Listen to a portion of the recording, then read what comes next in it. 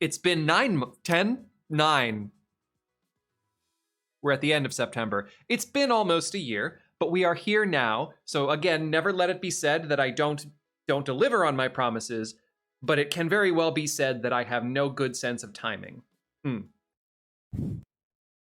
If you have been as much of a consumer of media, which includes time travel, as I am, the first thing that you do know, right, is there are so many different methods, right, of time travel. And we're going to cover the different variations across different types of media. Some of the things that we are definitely covering are, of course, going to include Life is Strange.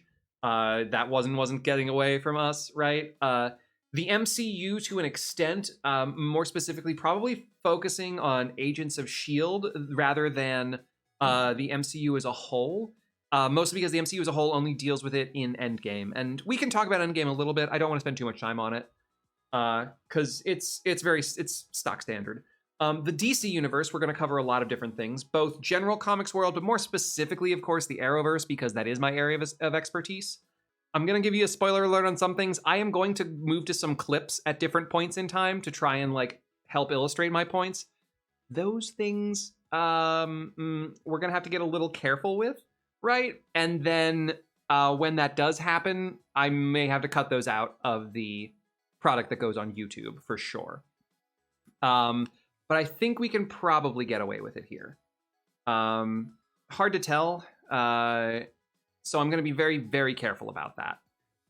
But yeah, so DC Universe and Arrowverse specifically, we are going to talk a little bit about, let me see, let me look at my notes. The way these things all change with each other is going to be pretty important. Obviously, we're going to talk about Doctor Who a little bit. I don't know how many people are into that.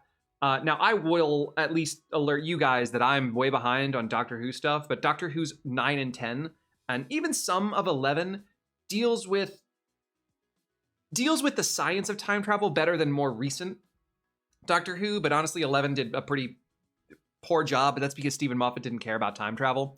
Really, he just so we are going to talk about 9 and 10 quite a bit. And then I'm going to briefly cover Steins Gate, Final Fantasy VIII, BioShock Infinite.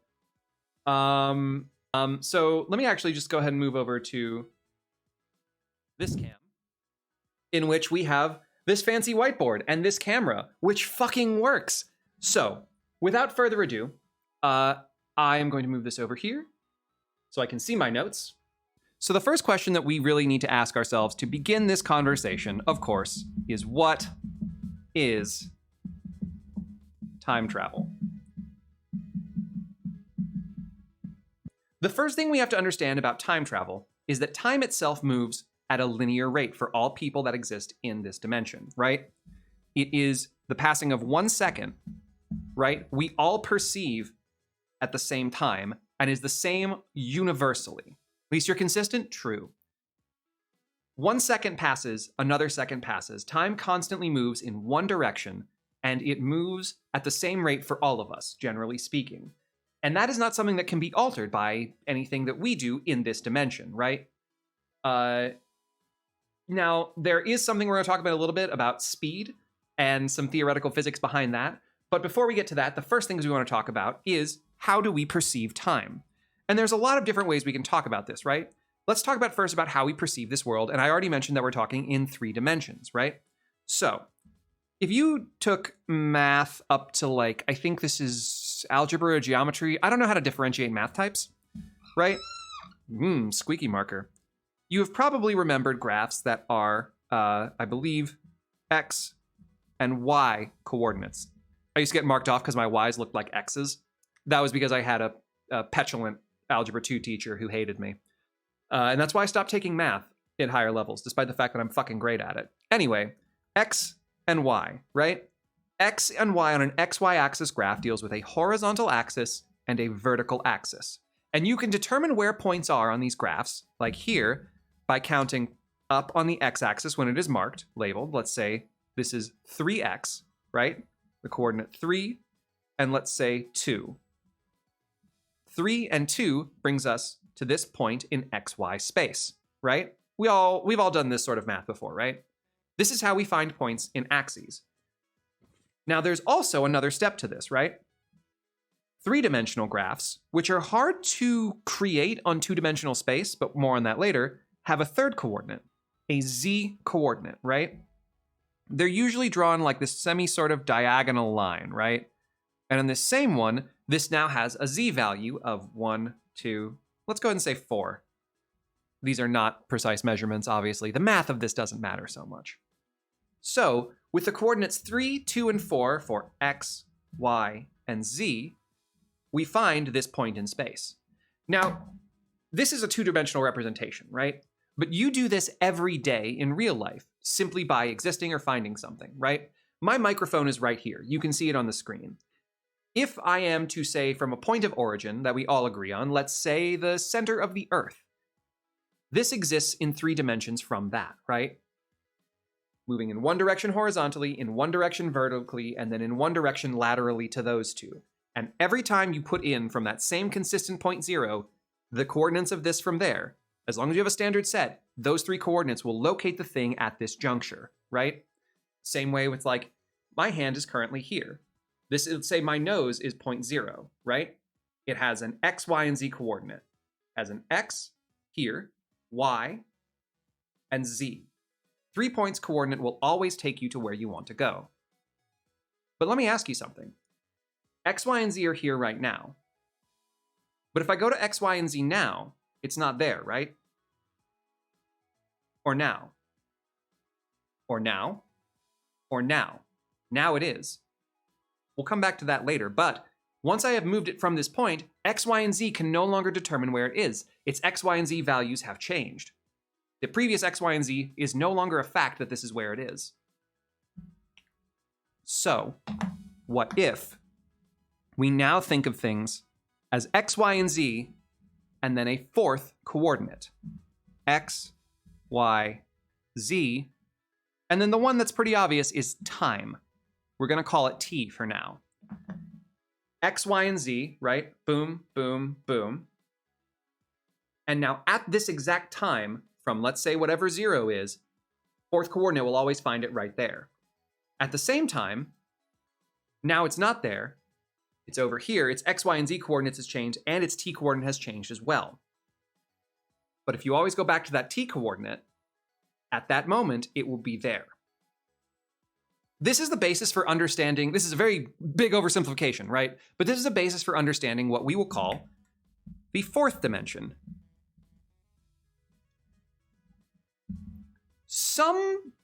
Some people in physics will describe time as the way we perceive the 4th dimension rather than it being the 4th dimension. That's probably more accurate, but for now I will refer to it as the 4th dimension because it is the easiest way to conceptualize it, right? X, Y, Z, and T. So, if we understand that things can move through X, Y, or Z, and we can move through X, Y, or Z, but we cannot manipulate T, right? I can't change my T coordinate except by the continued understanding passage of time, which we've already covered, right? It is the same for all of us and will always move in one direction. I cannot reverse the direction of this T coordinate, right? That's outside my ability to do as a 3-dimensional being. I don't have control over it. It's outside of my abilities. Time travel is the manipulation of this T coordinate. The ability to change that is technically a foray and manipulation into the 4th dimension. Time travel is simply controlling that coordinate. Right? Again, major oversimplification of it all, but the most direct way I can explain it. Make sense? Good. Because we are going to now start applying it. Because the first thing that you have to understand in physics, and that we've already discussed, that time moves unilaterally one direction, normal pace, except for really, really, really fast things, right? Really fast things bend this perception of time. There are experiments going back, I think, to Einstein and probably even before, where time can be affected by the speed of travel. Now, the real specific way that is affected, the speed is, of course, like the speed of light. So again, not something humans have direct control over because we cannot manipulate or create light speed. We don't have that ability. right? Physics stops us. The world of physics that controls X, Y, and Z stops us from getting into this area of T. I can't move fast enough to go to light speed because my body would be shredded and destroyed. It is not meant to survive that level of force created by moving at that speed. So, that brings us to our first application of time travel in fiction in DC Comics, specifically the Speed Force, if I can write. That's going to get me taken off of YouTube later. The Speed Force. The Speed Force is what allows the Flash, the fastest human in the DC Comics universe, to move as fast as he does, which is, in many instances, the speed of light. The speed of light, right, is the speed at which particles of light travel. It is imperceptible to the human eye, and it is so fast that light coming from the sun to the Earth hits us in about, I think, 8 minutes. Which that distance is fucking ridiculous. To travel that in 8 minutes is something beyond anything mechanically we can create as of yet. The Speed Force allows the Flash to completely ignore the laws of physics. Initially, his creation, he was just like, oh, he moves really, really, really fast. But eventually, people realized that there were problems with that. As I mentioned a moment ago, if you move too fast, your body breaks down, right? Like, first of all, the human body isn't built to run faster than 30 miles an hour. It just can't really do it. I think it's 30 miles an hour is the top out speed. I'm not quite sure off the top of my head. I'd have to go back and check the world sprinting record. But it's like, it's fast, but it's not that fast, right? Cars circumvent our limitations, but they have limitations of their own. Jets circumvent that, but jets have limitations of their own, right? All the things that physical space prevents us from doing, the Speed Force says, nah, fuck that shit. Go at light speed. Friction be damned, right? All of that out the window. The Flash can move at light speed, if he so chooses and is one of the Flashes that are able to, right? I don't know if every Flash can do it. But we're not here to talk about like the magic of the Speed Force in and of itself, but how does the Flash time travel, right? The Flash, when moving, let's say this is Barry, right here, right? When Barry runs stupid fast, he eventually enters either into the Speed Force itself, is how it is generally described, or somehow experiences a wormhole event, right? When he's moving this fast, he is changing his X, his Y, and his Z coordinates by that movement, right? So how does he change the T coordinate? By entering into the Speed Force, right here, let's call this the Speed Force, what he has done is stepped into an extra-dimensional space, where not only do the laws of physics no longer apply, but that rule that says time only moves in one direction at one rate are no longer applicable for him as well. The Speed Force does not exist by those rules, and by being able to enter into this extra-dimensional space, he can then change X, Y, and Z coordinates in regard to that space, and the T coordinate of that space, which functions differently. So Barry runs fast enough, he goes into the Speed Force, and let's say he comes in and it's over here, it's, let's say, 2023, right? He comes out the other side of the Speed Force, and he can enter into a time that is, let's say, 1921, should he desire to do so, right? Now, the specifics of that get a little, like, mishmash, right? Like, how does he pick the right time? Will he ever know how to be able to do it properly? Like, what is that and how? Doesn't matter. That's up to the comics writer of the Speed Force. Anyone can change this. This is magical, right? They have the ability to do whatever they want the Speed Force to do. It's fucking stupid powerful. But there's a consequence of this kind of time travel in this way, especially given what I've just said. So Barry, let's say he travels 2023, 1921. There's no real way in this particular version to end up back at the same 2023 which he left, right? That's not really a possible thing. Even if he knows exactly how to run to the right T coordinate and emerge from the Speed Force at that sort of thing, the best way to describe that, let me give you a good example of how that is, right? It's like walking into a building in one door, leaving another, and knowing you can come back in from that second entrance and go right back out the first entrance as well, right? Except in this case, that first entrance, well, it might not always be there. And even if you know how to get to the other side of the building again, you might not ever be able to go back through that entryway in either direction. Does that make sense? It's not an exact metaphor, but I hope that sort of tracks a little bit. And there's kind of also something else that happens. And we're going to talk more about this when we get to the Stein's Gate coefficient of change stuff. But what I do want to talk about here is this idea of the alteration of time. If you go back to a point before, so here in this case is the timeline, right? Unilateral direction, no change, same pace. If at some point, because Barry can do this, he goes from here all the way back to here, right? At this point, because he has moved from here to here, he wasn't there originally, right? When this first happens, this didn't happen. So now there is this second branching timeline in which he is there, right? And now, when he goes back, I should actually draw this all the way out to here, right? Now when he goes back, right? Now when he leaves this time and goes back to here, he is actually not hitting this point anymore. He's going here instead. He is on this timeline now because this first one is here. His ability to go back to this one is nearly impossible because there is now a world in which he was in it here.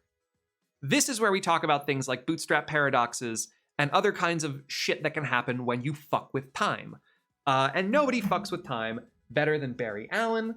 And here is a little bit of a conversation that I'd like to share with you from the Flash of CW that I feel like is a very particularly good example of that sort of phenomenon. If you're gonna get some meat, those scarves, the corned beef hash here is the best I've ever had. So you pulled me out Speed Force? Buy me a meal because you're about to reset the timeline again after screwing it all up. Oh yeah, I know about that. After your not so subtle reaction when you first met me, Harry told me all that happened with Zoom and your mom and your dad, so I decided I'd keep my eye on you for a bit. He tell you anything else? He did. I'm your father's doppelganger. Sorry about that. It's just really weird. I'm really sad, too. I'm sure. Having a loss like that in your life, I see why you'd want to erase it. Who wouldn't try to save their parents? I understand that very completely. But the thing is, there are consequences to time travel. I have heard all of this before. Not from me, you haven't. I'm not some doctor with a theory, Barry. I'm a speedster like you who's traveled in time and made these same mistakes you are making right now. So let me show you something. Okay, you know what? You remember me, kid? This coffee cup right here, think of it as the space-time container. Fantastic. Here, Jay Garrick is about to explain the consequences of altering the timeline. Ready? There's going to be a slight echo because I don't want to mute this microphone anymore. Now, you can reset the timeline. You can try to fix it. But no matter how hard you try, it's never going to be exactly how it was. Look, I've learned all this stuff that I didn't know before, okay? I'm not gonna make the same mistake. Mistakes, yeah. What you just said right there, that is the paradox of time travel and also the paradox of life. I mean, if I only knew then what I know now. Why have these powers if I can't go back and fix what I broke? We're not gods, we're men. who, for whatever reason, have been given extraordinary abilities.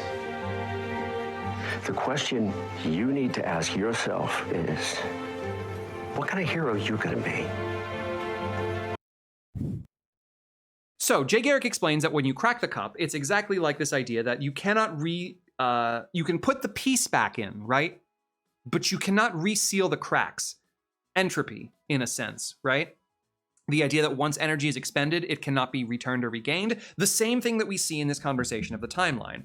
Original passage, go back and alter it. The original timeline doesn't exist anymore, in a sense. Or it does exist, but it now exists in a different setting. More on that later.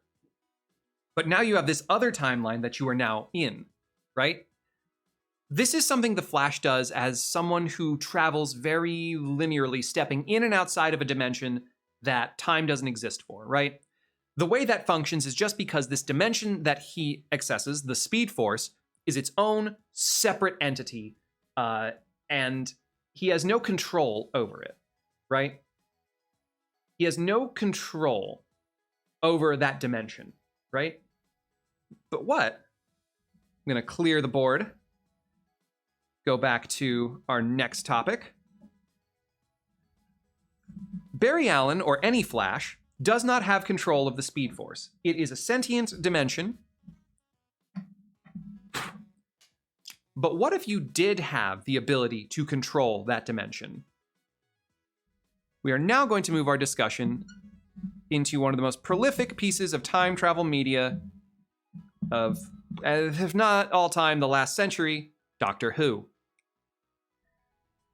The Doctor, a time traveler from a species of time travelers who have a society that tends to watch over the effects of space and time, and thus are called the Time Lords. How do they time travel? They have a little blue box. Let's forgive my horrific art. With a light on it, called the TARDIS. As you guys probably know, if you are a fan of the show, the TARDIS is an acronym, stands for Time and Relative Dimension in Space. It's not the best acronym, but regardless, how does it function? How does it time travel versus how Barry Allen time travels, right? The first thing that we all know about the TARDIS is what? That it is bigger on the inside. And how does that work? It is a pocket dimension wrapped inside of a smaller object, right? But unlike Barry entering into this pocket dimension, the person inside the TARDIS controls the TARDIS. The TARDIS, this doesn't want to stick in there. All right, there we go. The TARDIS is a time vehicle. It is not sort of on its own. It processes like a vehicle. It controls X, Y, Z, and T coordinates. Yeah? It can change any of these at any given time. If you drive a car around, right, you control its X, Y, and Z. You are in control of that. The TARDIS operates as its own pocket dimension, and thus can change its T coordinate at any time. The way it functions varies depending on the writer, right? Either it executes a wormhole that allows it to just pop between one T coordinate and another directly. It can move laterally through T, right? So let's take a look at our TARDIS down here on this idea of a timeline. Right? Timeline, TARDIS. Bad artist generalization. If the TARDIS wanted to, right?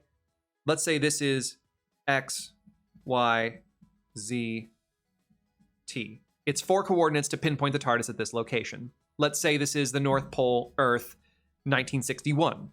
Okay? If it wants to stay at the North Pole, but change the date to 2001, 40 years into the future, how would it do that? 2 ways. It can either travel linearly along this timeline, not changing its position, but simply altering the flow of time to arrive at X1, Y1, Z1. This is probably not legible at this distance. Let me be a little more large about it. X1, Y1, Z1, T1, right? To go from here to here, it can speed up the flow of time, something that cannot be done by anyone living in the third dimension, but can be done by this device. It is moved laterally along the time stream. It has simply gone from here to here without changing a thing, just sped up the time it took to get there. It could also simply stop existing at this time and then choose to start existing at this time. How does it do this? It moves itself into its own separate dimension, where again, just like the Speed Force, T doesn't matter. It's not a real thing. It pops in, pops out, with its own control, something the Speed Force doesn't often maintain. Now, the fascinating thing about the TARDIS is that for whatever reason, it seems to maintain the same timeline in a way that the Speed Force cannot or does not. And part of me thinks this is because it isn't existing in it does exist in its own separate dimension, and it is in control of that dimension, that returning to the original timeline is something it's always capable of doing. Or there is always the second theory, which is it was always there to begin with, which is a thing that happens in a lot of time travel stories, right? Someone goes back in time and then comes back to the future, finds that nothing's really changed, but then sees something and it's like, oh my God, they were there the whole time. A bootstrap paradox of sorts, but not quite. There is a secondary form of time travel in Doctor Who, and it is one used by time agents, and it is called the Vortex Manipulator.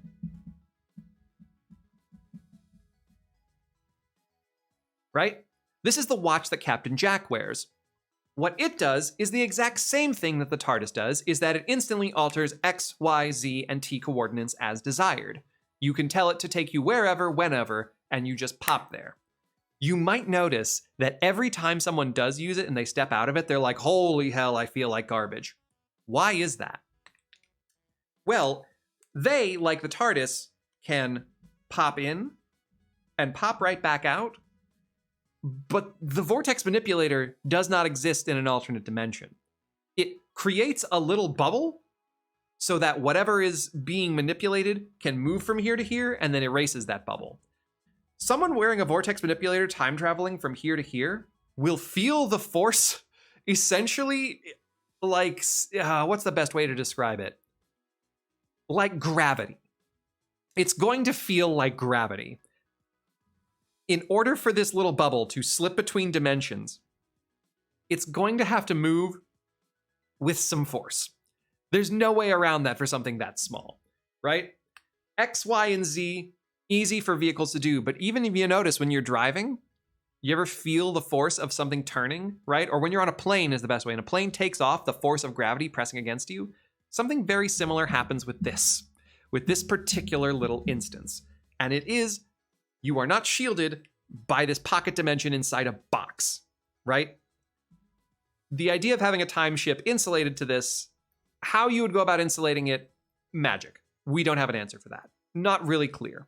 However, there are facsimiles that we do understand. So, in the world of the Doctor, and just Doctor Who in general, there is this also idea of what is called a fixed point in time. And what does it mean to be a fixed point in time? Let's go back a little bit. Let's say you time travel back, timey-wimey. Timey-wimey's goddamn right, Cloak. Let's say you travel back like a short period in time. Let's say you travel back 10 minutes. Now you're there 10 minutes in a different place than you were before. And there's two of you running around, and then suddenly in 10 minutes, there won't be this person here. You'll pass by it, and then there's just this weird little loop of an old you constantly cycling here. That's just general time travel nonsense. But let's say you do that same time travel, go back 10 minutes, and then tell yourself, hey, go do this thing instead. Eventually, they'll have to time travel back, or maybe they won't. But you have now just changed history. Let's say you go anywhere, right? Time travel a year ago. Go to a random supermarket, buy an apple, say hello to the grocer, and leave. You have just affected time. You can change things at any point in time, just like you as a person can change anything at any point in time going into the future. The idea of a fixed point is an event that will not change no matter what you do to it should you interfere with it as a time traveler. In three-dimensional physics, right, X, Y, and Z, there are things that you can't alter no matter how much you try, right? I cannot move the Earth or a mountain upon it any more than I can turn the sky red, right? These are simply facts of three-dimensional physics. Facts of time are things that cannot be altered by people with control over this fourth-dimensional coordinate, right? Same idea, same concept, the limitations of what it means to work in 4 dimensions, right? And again, we're three-dimensional beings. You, me, your cat. We're three-dimensional. We have control over 2 dimensions with precision and dominance, right? I am creating this because I have full control over 2 dimensions, right? Full control. I don't have perfect control over 3 dimensions, right? There are some things that I cannot move or affect in the 3rd dimension. 2nd dimension, absolutely. Easy. Not difficult. 3 dimensions, I have limitations because it is the space that I exist in. But more on that particular sub-comment later. In the timeline, this idea that there are somehow fluctuating points and fixed points that you cannot alter.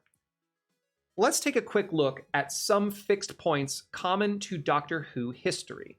Let's go ahead and send us back over to ye old screen. Which one do I want to bring up first? Okay, I got 2 of these. Here we go. Let's start with this one. These are 2 events from the 9th Doctor dealing with Rose Tyler and her father. Let's take a quick look. I'm sorry. Ooh. I wasn't really going to leave you on your own. I know. Between you and me, I haven't got a plan. No idea. No way out. You'll think of something. The entire Earth's been sterilized. This and other places like it are all that's left of the human race. We might hold out for a while, but nothing can stop those creatures. They'll get through in the end. Right, low. The walls aren't that old. And there's nothing I can do to stop them. There used to be laws stopping this kind of thing from happening. My people would have stopped this. But they're all gone. And now I'm going the same way. So that's the salient point from that one, right?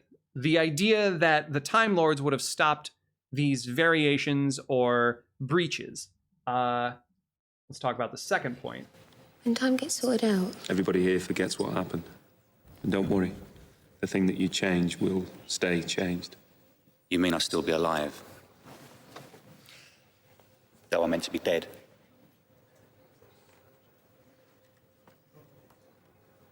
That's why I haven't done anything with my life. Why I didn't mean anything. Doesn't work like that. Rubbish. So useless I couldn't even die properly. Okay. So these lay kind of the groundwork of what I could talk about. If you haven't seen that episode, it's called Father's Day. It's from the 9th Doctor's season. In the premise of this moment is Rose Tyler's father died when she was very little, when she was a baby, at a wedding ceremony for her parents' friends. He was hit by a car. And she's known about it her whole life. And the Doctor takes her to the moment to watch him die. And she watches the first time and wants to go and see it again after watching it the first time. The second time she shows up, she saves her father from getting hit by that car.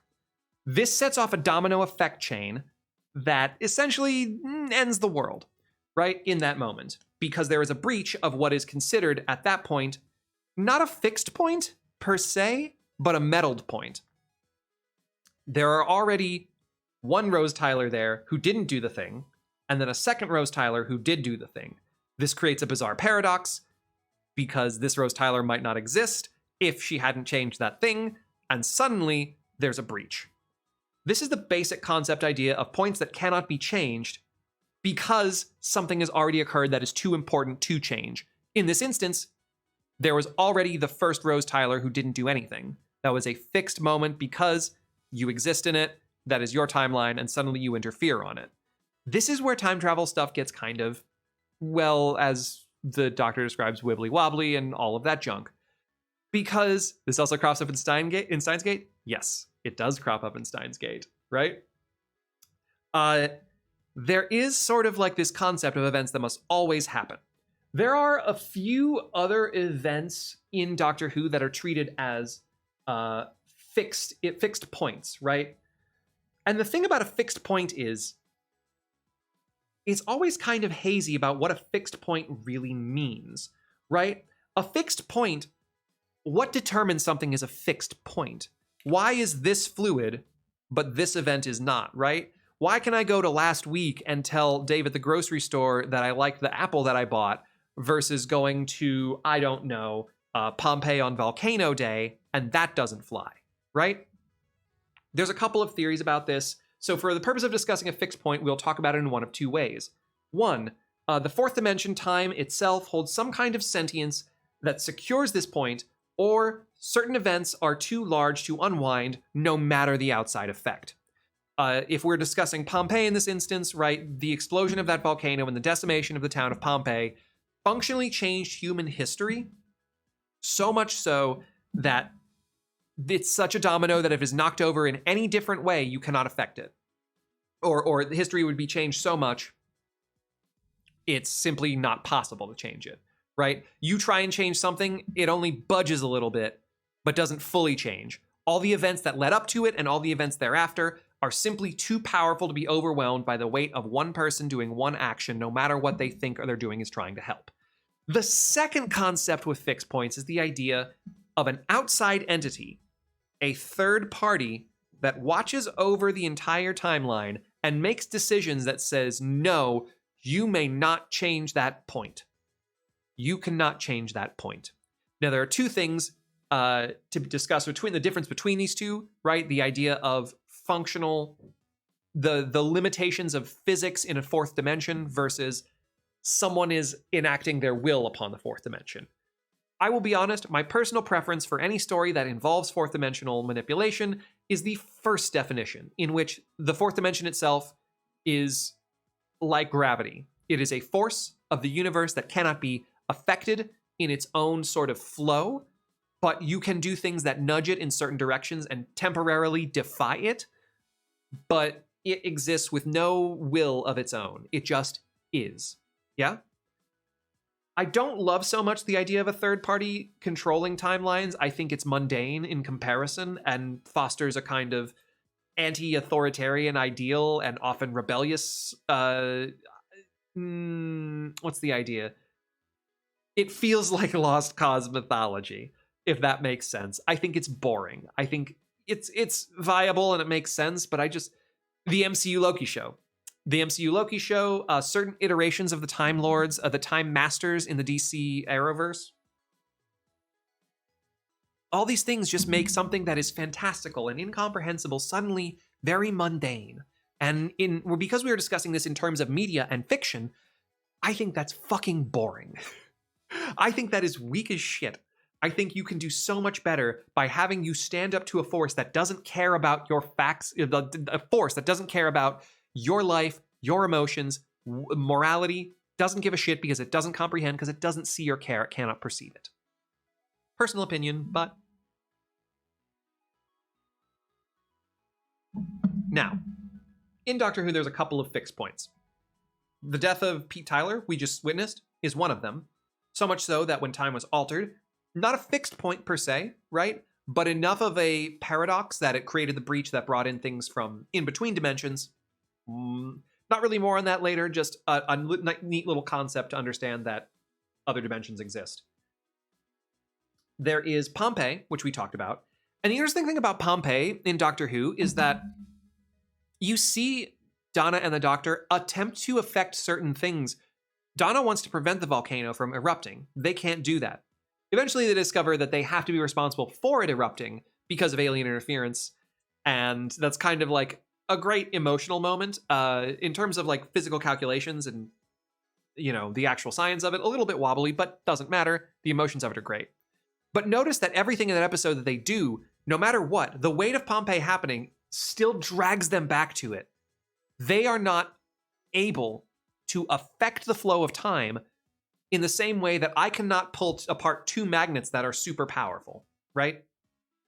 Two magnets will always, like, really strong magnets are impossible to separate by the weight of my own strength. I can't do it. I can use tools. Sometimes that won't do it either if the magnetic force is strong enough. It doesn't mean it can't be separated, but it means that the means of separating it is so far out of my reach that I can't do it. If I just got, whereas I have a magnet right here. This is a magnet, right? See this? Oh, there we go. Magnet. Attaches here. But because it's not a strong magnet, I can pick it up. The magnetic force of this magnet is weak enough that I can alter it.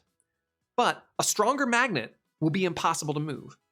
Now, the scale of that strength is very different and certainly depends on things like the size of the magnet, right? A massive magnet I could not alter because I don't have the strength to do it. Likewise, time is like magnetic force in that way, in that if it is a large enough magnet or force of time, that event will not be able to be changed because too many other events led up to it. Let's say that this is the fixed point right here, right? In order to arrive at Pompeii, you needed to have a world in which a society built there, moved there, and stayed there. You needed to have a world in which the tectonic plates moved at a certain angle and created all of this different motion, that there would be a convergence of the plates of the Earth's crust that created a divergence, or in this case, an eruption point right there. You needed a world in which the effect of the people living on it created the situations that the magma boiled up underneath. You needed a world that had never seen such an eruption before and didn't know that it was there, right? All of these different things that are affected by 18 billion branching smaller decisions, you don't have the ability to just go back and change them with one action, right? Now, there are certainly different types of fixed points, right? Ones that aren't so large because they're not as big of a historical event, right? For instance, in the case of Doctor Who again, the thing that is called the 11th Doctor's Death of the Doctor. If you this requires you to be a little bit of a Doctor Who fan. I don't have the requisite clips for this. It's hard to do in short form. The idea is there's an entire season that functions around a fixed point of the Doctor being killed and it being a fixed point in time and it being unable to be changed. Stephen Moffat does not handle time travel well because he doesn't give a shit. The instance of this particular one, the thing that drives me the most batty, everything I just told you about the idea of a fixed point relies on one of two definitions for it being maintained, right? An outside force or its own gravity, magnetic weight, whatever. You cannot trick either of these. Or, well, you can trick a monitoring force, right? If this timeline is being maintained by someone watching over it, right? If they're looking over this whole timeline and there's a fixed point here and they're looking at this thing, you can do like some pretty intense sleight of hand to make them like not perceive it and then change it. This is one of the reasons that I don't like the idea of a monitoring agency, because it makes, they are fallible because they are human or mortal. They exist in 3 dimensions and they are fallible in this, and suddenly it makes time fallible. There's an L missing there. Time being fallible makes no sense to me, right? Gravity is not fallible. As long as I exist on this Earth, I pick up this marker, it'll drop, right? That will always be constant. Time not being that makes no sense to me. You cannot trick it if it is by weight of events. If it is by the weight of events that led here, right? And like all these different things that led to this point, if you suddenly do a thing like they do in this episode where they deceive the fixed point by like having the Doctor actually be a robot when he gets killed, it's really bad. Honestly, I'm still mad about it to this day. It's been like a decade and I'm still pissed about it. You can't fool the weight of events. Like, it might not affect anything on the other side, right? Because as long as people in the future perceive this event as having gone a certain way, it won't change anything there. Sure. But it's like you've severed this connection to everything else if you allow that. And that makes no sense to me. That makes no sense to me. How do you affect time that easily? You don't have that level of control of it. It's impossible to. It is a force of nature, in a sense. No more can you alter, like, the physical shape of the earth than you can lie to time. Anyway, that said, fixed points exist in other pieces of media, right? They're a very popular discussion in time travel, and they were created in time travel discussion because when you are doing time travel in fiction, you need conflict. You need something that has a conflict both morally, ethically, and all other ways when you are dealing with time. Like, why didn't you just go back and prevent some horrible event? If you have control of time, why didn't you do that? And the answer oftentimes is because they can't and they needed a reason why. But, you know, fictional reasons aside, it has some backup and strength behind it. Now, where do these concepts exist elsewhere? Let's look at ye olde MCU. And how does it deal with time travel and fixed points? As Zell just mentioned, the Loki show and the TVA, the Time Variant Authority Agency, it's been like a year, I don't remember. Here we see fixed points of a sense being created along a timeline in the way that they are not certifying certain things happen and must always happen, but more that they are preventing any change to a specific timeline. It's a little more fluid in a sense.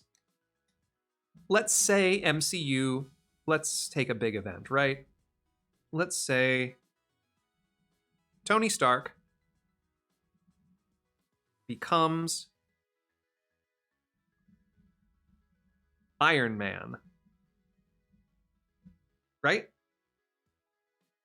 This only happens if Tony Stark doesn't die in a cave, manages to make it back, doesn't die to Obadiah Stane, is able mentally and physically to create his suit and his arc reactor. All these different things. If there is someone who goes back in time to kill Tony Stark, suddenly this event doesn't happen and you are in a new timeline where everything is different because this doesn't happen. So what does the TVA do? The TVA intercedes. They say, no, this won't happen, and we will personally ensure that this event happens.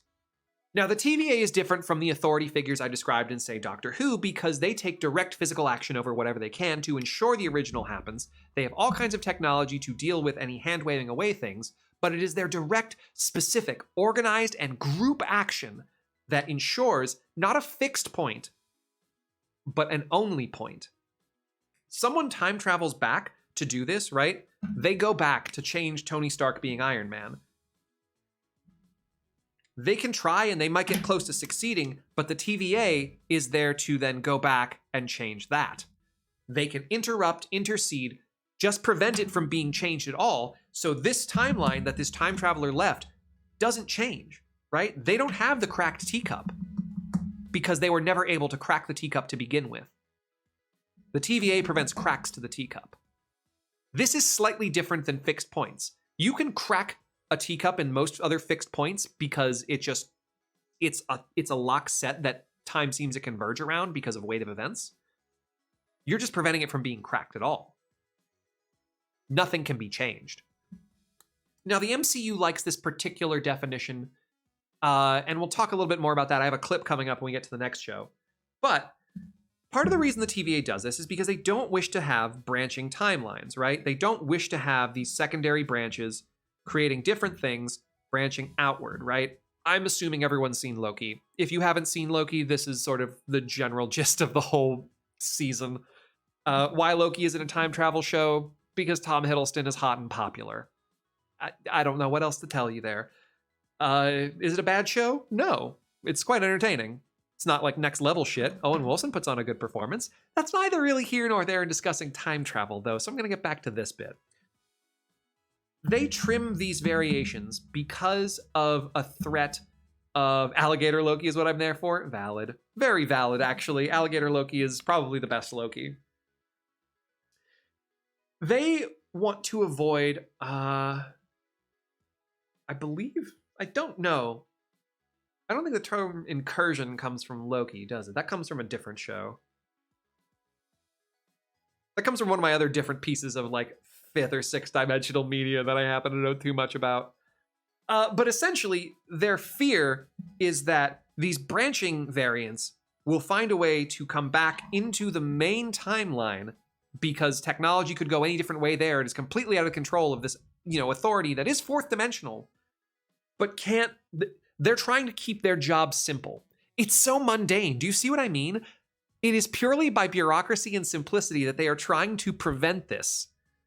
Now, granted, there's some like Kang shit in there, whatever. I haven't seen Quantum Mania yet. The idea is that they don't want to deal with these different dimensions possibly fucking up the main one because they'd have no means to stop it and erasing everything, right? They have no ability to do that. So they keep one timeline so none of them can exist. It's not like they have some sight of the future. It's just for their own purpose of maintaining simplistic structure, nothing is allowed to be changed. We will kill you for this. Which I have to admit is somewhat slightly interesting given most history of the way people deal with like time authorities. I think that's a particularly unique view of it. Now, you get to see what happens in Marvel if certain things don't happen because they did What If, right? If you haven't watched What If, it's a great animated series in which core facts of the MCU as we know it are altered in animation and suddenly it's a different world. And you see what changes. And it's not going to change the same way each time. Essentially, the TVA, as I said, every point is fixed, but no point is fixed because there is only one timeline. Time travel exists, but they're essentially like bopping that shit with a whack-a-mole mallet every time some time traveler just appears.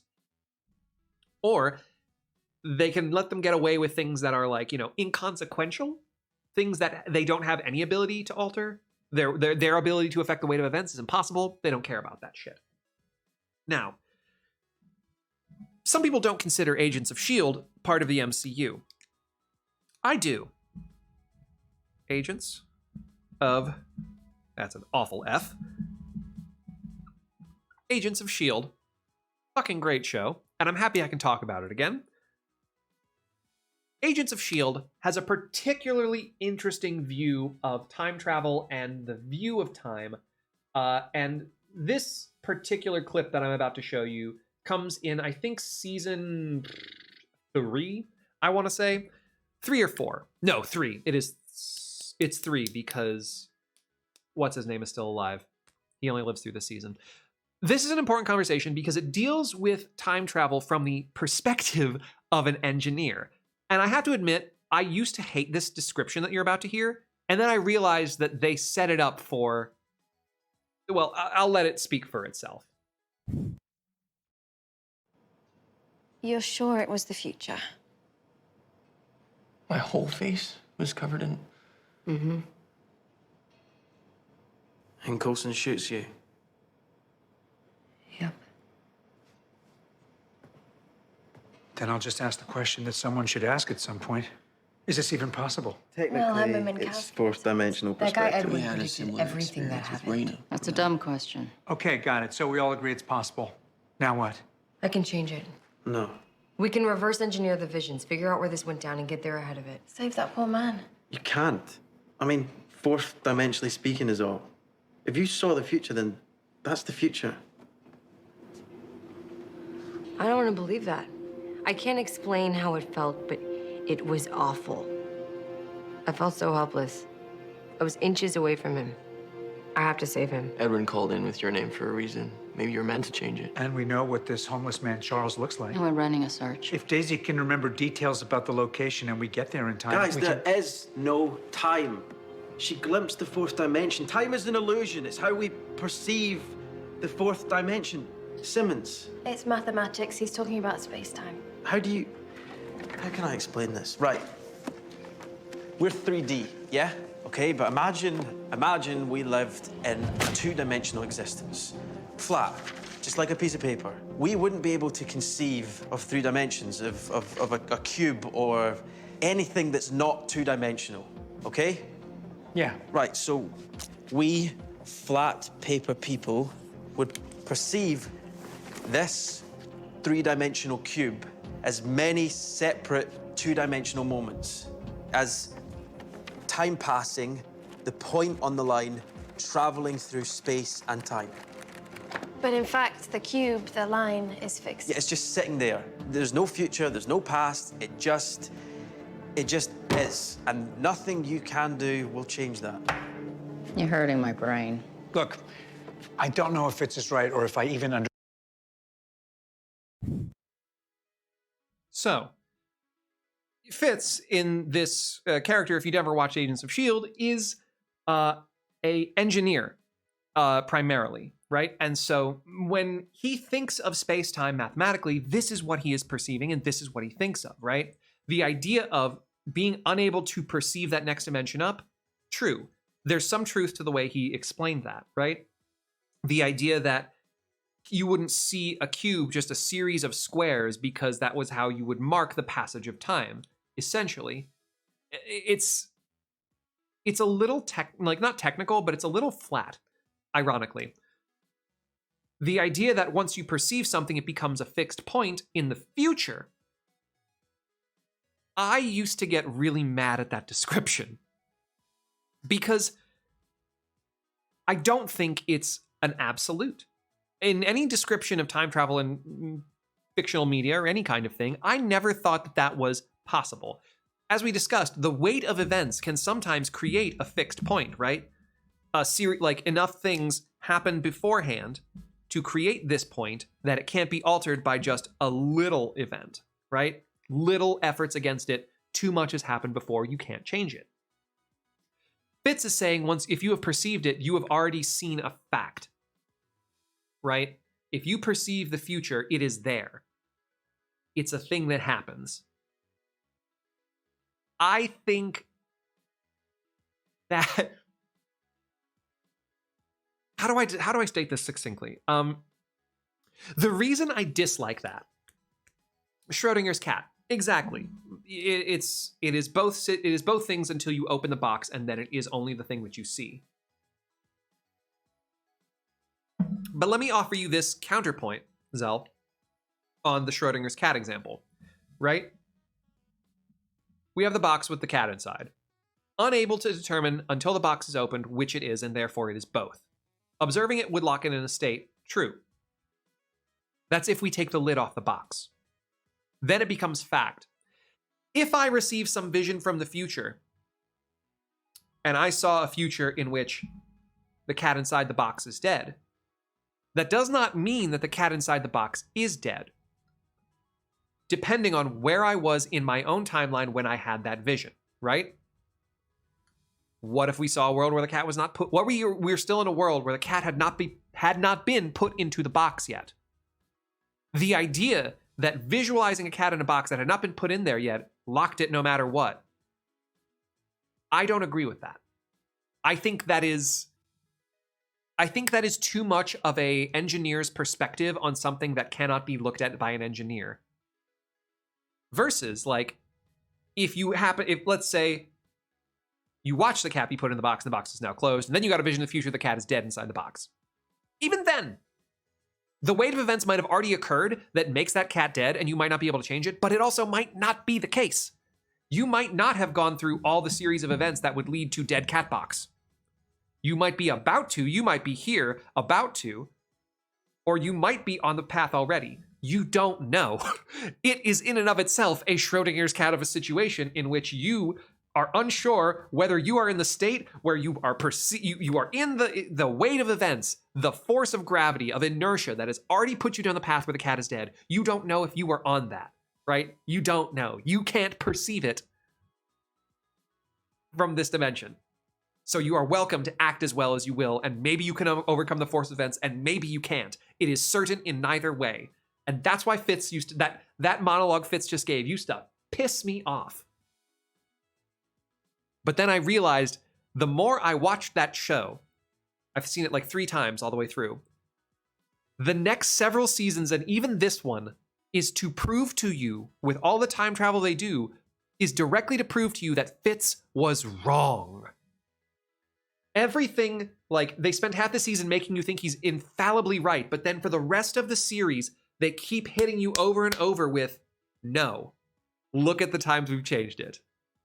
What if in the vision you had already had the vision? Exactly, right?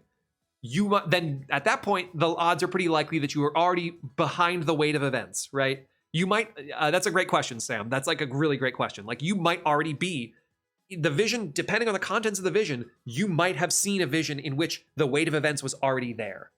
You could be looking at a future in which you never had this vision, right? And therefore are before the weight of events. You then have to ask yourself whether or not the vision is an effective change on the weight of events or not, right?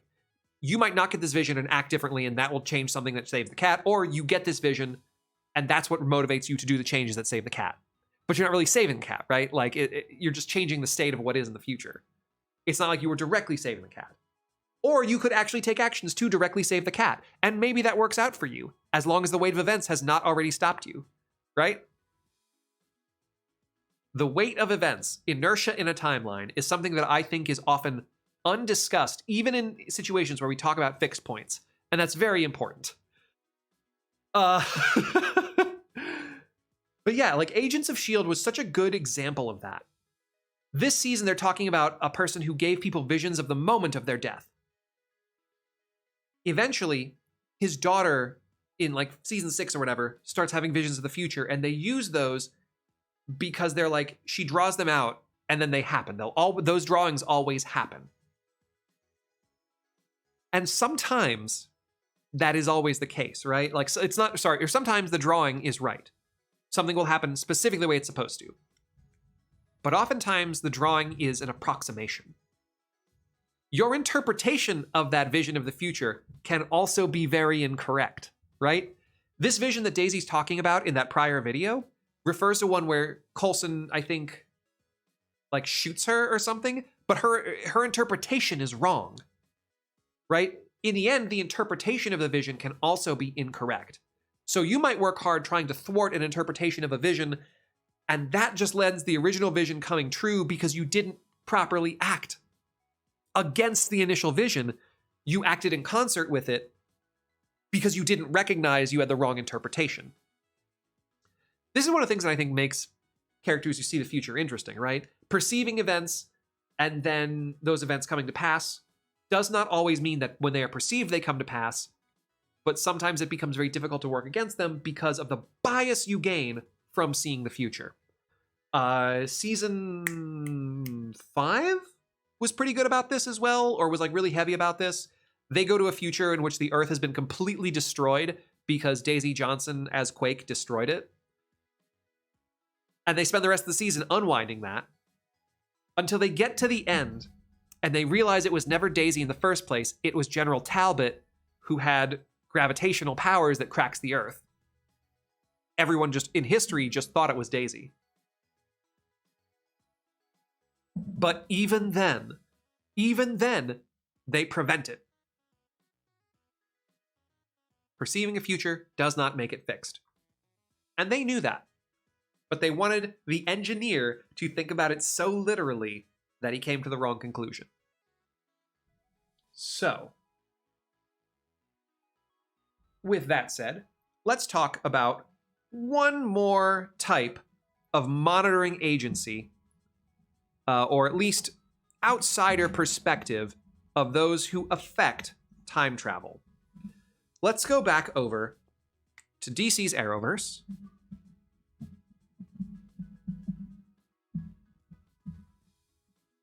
I can write to Legends of Tomorrow. We briefly touched on Legends of Tomorrow already, right? Legends of Tomorrow deals with a group of heroes who become time travelers on a ship called the Wave Rider. And the first season, they're trying to prevent a future death of Rip Hunter's family at the hands of Vandal Savage. Over the course of that season, they are forced to look at points in history where Vandal Savage will be vulnerable and not affect the timeline other than this event, to kill him, remove him from the time stream, and change the future. Right? If someone comes back from the future to change something, they have the ability as long as the weight of events is not behind it, right? The Wave Rider is their method. The Wave Rider is a ship that moves in X, Y, and Z, just like a normal vehicle, and also affects T. How does it change its T coordinate? It steps into the time stream, which is sort of another fourth dimension. Separate from the Speed Force, however. The thing about the Speed Force is it has nothing to do with time in and of itself. It is simply a fourth dimension in which time doesn't pass. The time stream is like the outside dimension that locks in the 3 dimensions in wrapping it in the time that it moves along, right? You're just stepping outside, but inside a bubble specifically meant for time. It's a fine detail, but an important one, and why Legends of Tomorrow Wave Rider time travelers don't have exactly the same problems Barry Allen does. Woo! Okay. So, events become fixed or hard-locked sometimes, even in the understanding of this, right? In the timeline that Legends of Tomorrow has, they step out of the timeline, go back, and they alter some events, right?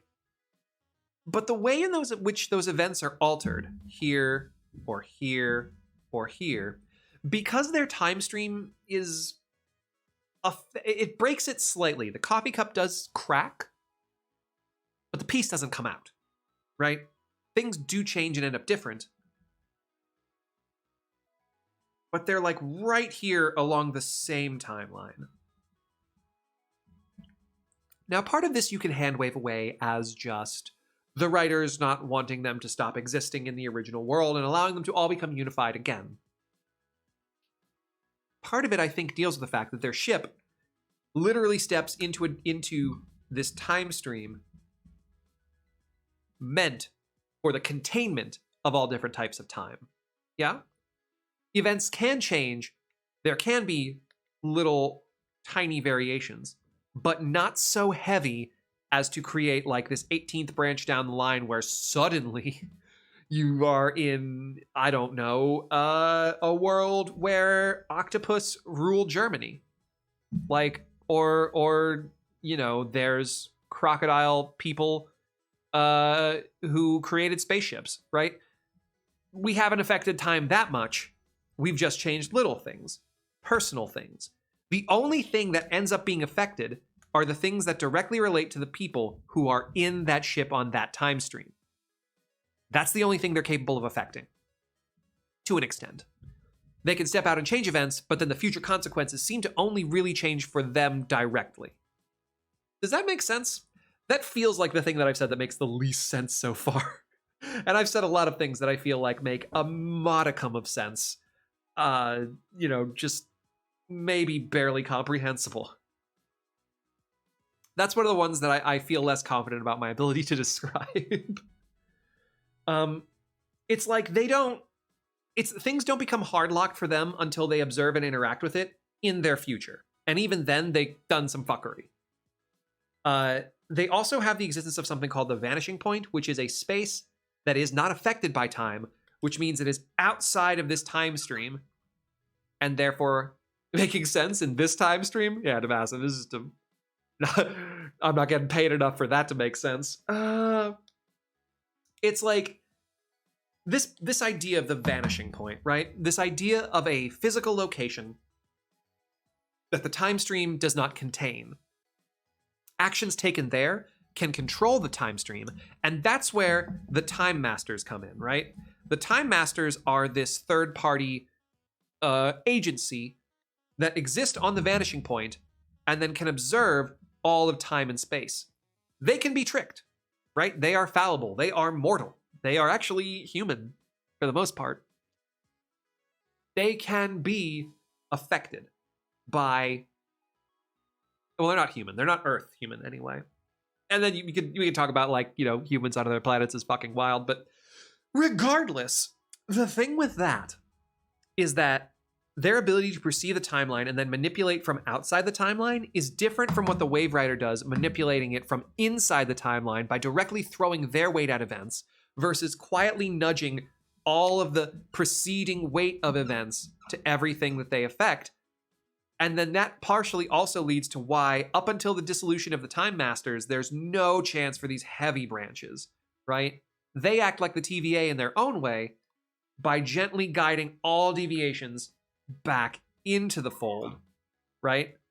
Rather than like the TVA in Loki, which erases them entirely, right? If a variation starts to begin, they can just put the weight of events behind it and it curves back to the initial timeline, right? Whereas like the TVA is a pruning agency and they will simply fucking firebomb the thing, you know? So it's not the first time that DC has explored this idea of a fourth dimensional pocket, right? It's the Phantom Zone, Superman's prison, also exists outside of time. It exists in its own pocket dimension, right? I think it's probably safe to say the Vanishing Point exists in a encompassing dimension of the time flow. Like it is maybe just in fifth dimensional space. And that sort of brings me to this next concept that I think is mostly unique to DC.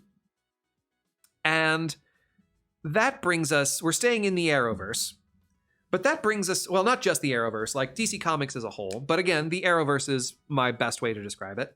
Let's talk about a specific type of creature in DC Universe, DC Arrowverse even, extended history, fifth dimensional beings and what they can do. What are you? Then, music. What the hell? Next, flowers.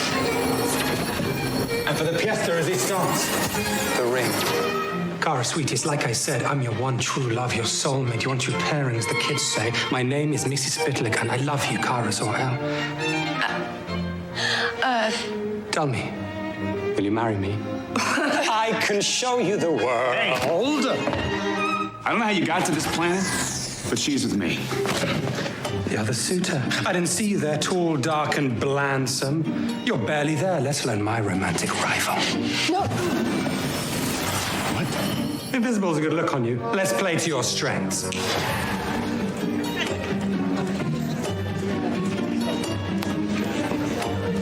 On L. Hey. I'm gonna kill him. What did you do with him? Relax. He's just letting it all hang out at the DEO. But this is how it should be. Just you and me, together. Without McGurk L around. Shining, shimmering. Okay, stop. I don't know who you are or how you got here, Mxyzptlk. It's spelled like it sounds. All right, Mxyzptlk. Just start again and start slow.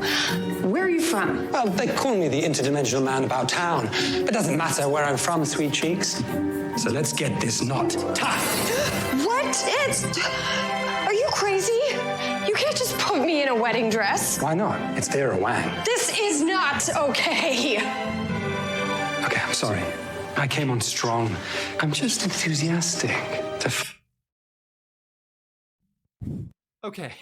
So if you don't watch Supergirl, that is her introduction to Mr. Mxyzptlk, a fifth dimensional being.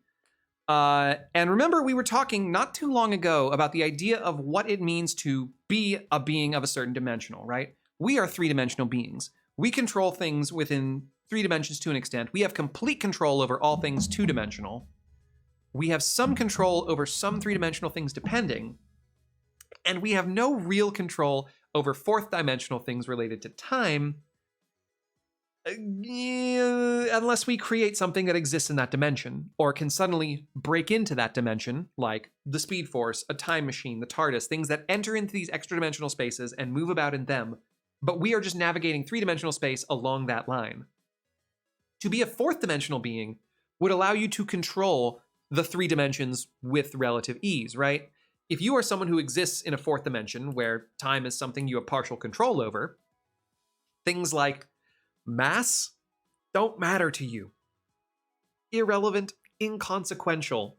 Mass doesn't matter because you can partially alter it's the mass of something because it takes a while for something to get to that mass. You can go retrieve at a different t coordinate and suddenly it's not the same. Now imagine being a dimension above that. not only are X, Y, and Z dimensions you control, the dimension that is measured in time is now controlled directly by you as well, in the same way that you or I can draw literally anything in 2 dimensions. Someone who lives in the 5th dimension controls all of the prior ones. And 5th dimensional beings, let's say they operate on coordinate F for frequency. Let's keep it simple, right? Mass doesn't matter, but is of matter. Exactly. It's the matter becomes a plaything because matter exists in 3 dimensions, right? If you are a 5th dimensional being, not only is matter, all matter, under your control, this concept of the passage of time is also under your control as well. So in that clip, we saw Mxyzptlk do a bunch of things, right? Conjured a string quartet, conjured flowers, conjured a ring, conjured a dress, disappeared Mon-El to a different location without most of his clothes, changed Kara's clothes without her noticing, right? Just with a snap of his fingers. How did he do this? Let's say that these flowers exist, right? Let's draw a flower. Enjoy my shitty drawing of a flower. That's it right there. Here's the flower. It exists. It exists at point X, Y, and Z, right? And time coordinate T. So what I mean by that is, let's say center of the Earth again, right? This flower exists somewhere around the world. Let's say it's directly from Ireland. Why not? So it will have an X, Y, and Z coordinate placing it in Ireland. At what time? Let's say it grew in the 1800s. If you are a 3-dimensional being, you have no access to this flower because its time coordinate is it's out of your reach. You only move in one direction unilaterally with time. Your T coordinate can only ever increase. It cannot decrease. You can get to this X, Y, and Z coordinate, but never at this T coordinate. A time traveler, someone who is using this 4th-dimensional ability, whether they are a 4th-dimensional being or a 3-dimensional being that exists with the power to affect 4th dimensions because they have the equipment that breaches it. You can go to this point, and then you can bring it back. It will not happen immediately, though. It doesn't happen at the snap of your fingers. You got to go and do the damn thing. If you control all 4 of these at your fucking will, you can snap your fingers and something at X, Y, Z, and T that are not anywhere near you can suddenly become X, Y, Z, and T at wherever you want it to be. That is the power of being 5th dimensional. The T coordinate just exists to be under your control, right? That dress made by Vera Wang, he says, that's modern times, T coordinate. It's probably on a mannequin somewhere, but he just goes, boom, he changed its X, Y, Z, and T coordinate to be on Kara instantaneously. Because he controls 4 dimensions. 4 whole fucking dimensions. The concept of time and the nature of entropy to a 4th-dimensional being or to a 5th-dimensional being is just ludicrous. It doesn't matter. In the same way that a drawing of a mushroom on a piece of paper could never, affect me. I couldn't eat it. I couldn't do anything with it. It just would exist there, and I'm like, it's a fucking thing, I guess. That's kind of what 3rd-dimensional beings would look like to 5th-dimensional beings. Like drawings. Like a sketch. Now, what does it mean to exist in a plane where frequency is your thing? God only fucking knows. What's a 6th dimensional after that? I don't really want to fucking imagine it because it gets a little scary. But I do want to talk about this idea of 5 dimensions in DC Universe because one of the most crucial pieces of DC Comics lore exists because of these fucking 5D creatures. Right? Because Mxyzptlk exists, that is how we get the idea of Crisis on Infinite Earths. I should have just drawn the infinity symbol. Would have been faster.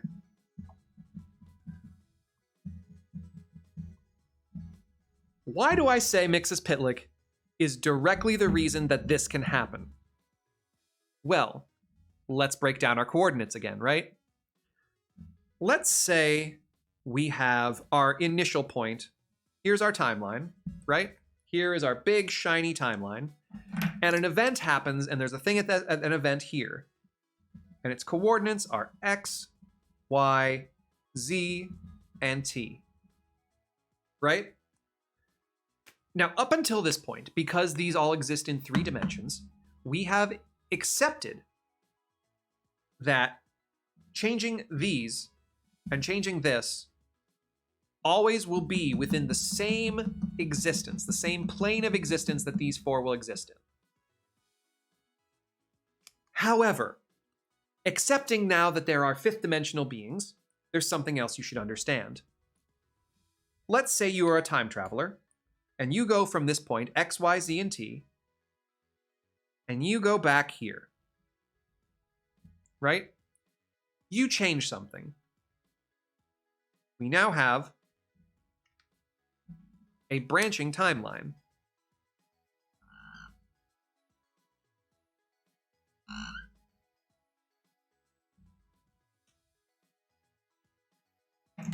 And then you go back to the coordinates X, Y, Z, and T.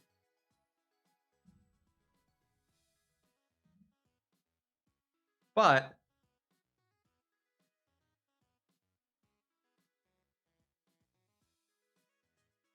when you've done that,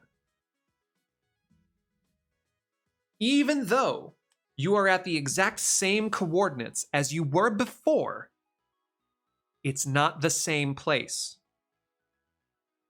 You won't be able to find yourselves again if you went 1 second before, because they're not there. They are at X, Y, Z, and T, not X1, Y1, Z1, T1. Or prime, rather. The reason for this is even though these 2 places overlap in 4 dimensions, because of dimension 5, they vibrate at different frequencies and overlap in a way that you cannot perceive as a 3-dimensional being. Or even as a 4-dimensional being. No, no, no. It doesn't matter that you've mastered time travel. There is no way for these 2 different times and coordinates to completely overlap unless they are vibrating on different frequencies in space. I don't have a great demonstration physically for this, or a good... What's the best way to describe this in terms that are like... wrap your mind around, right?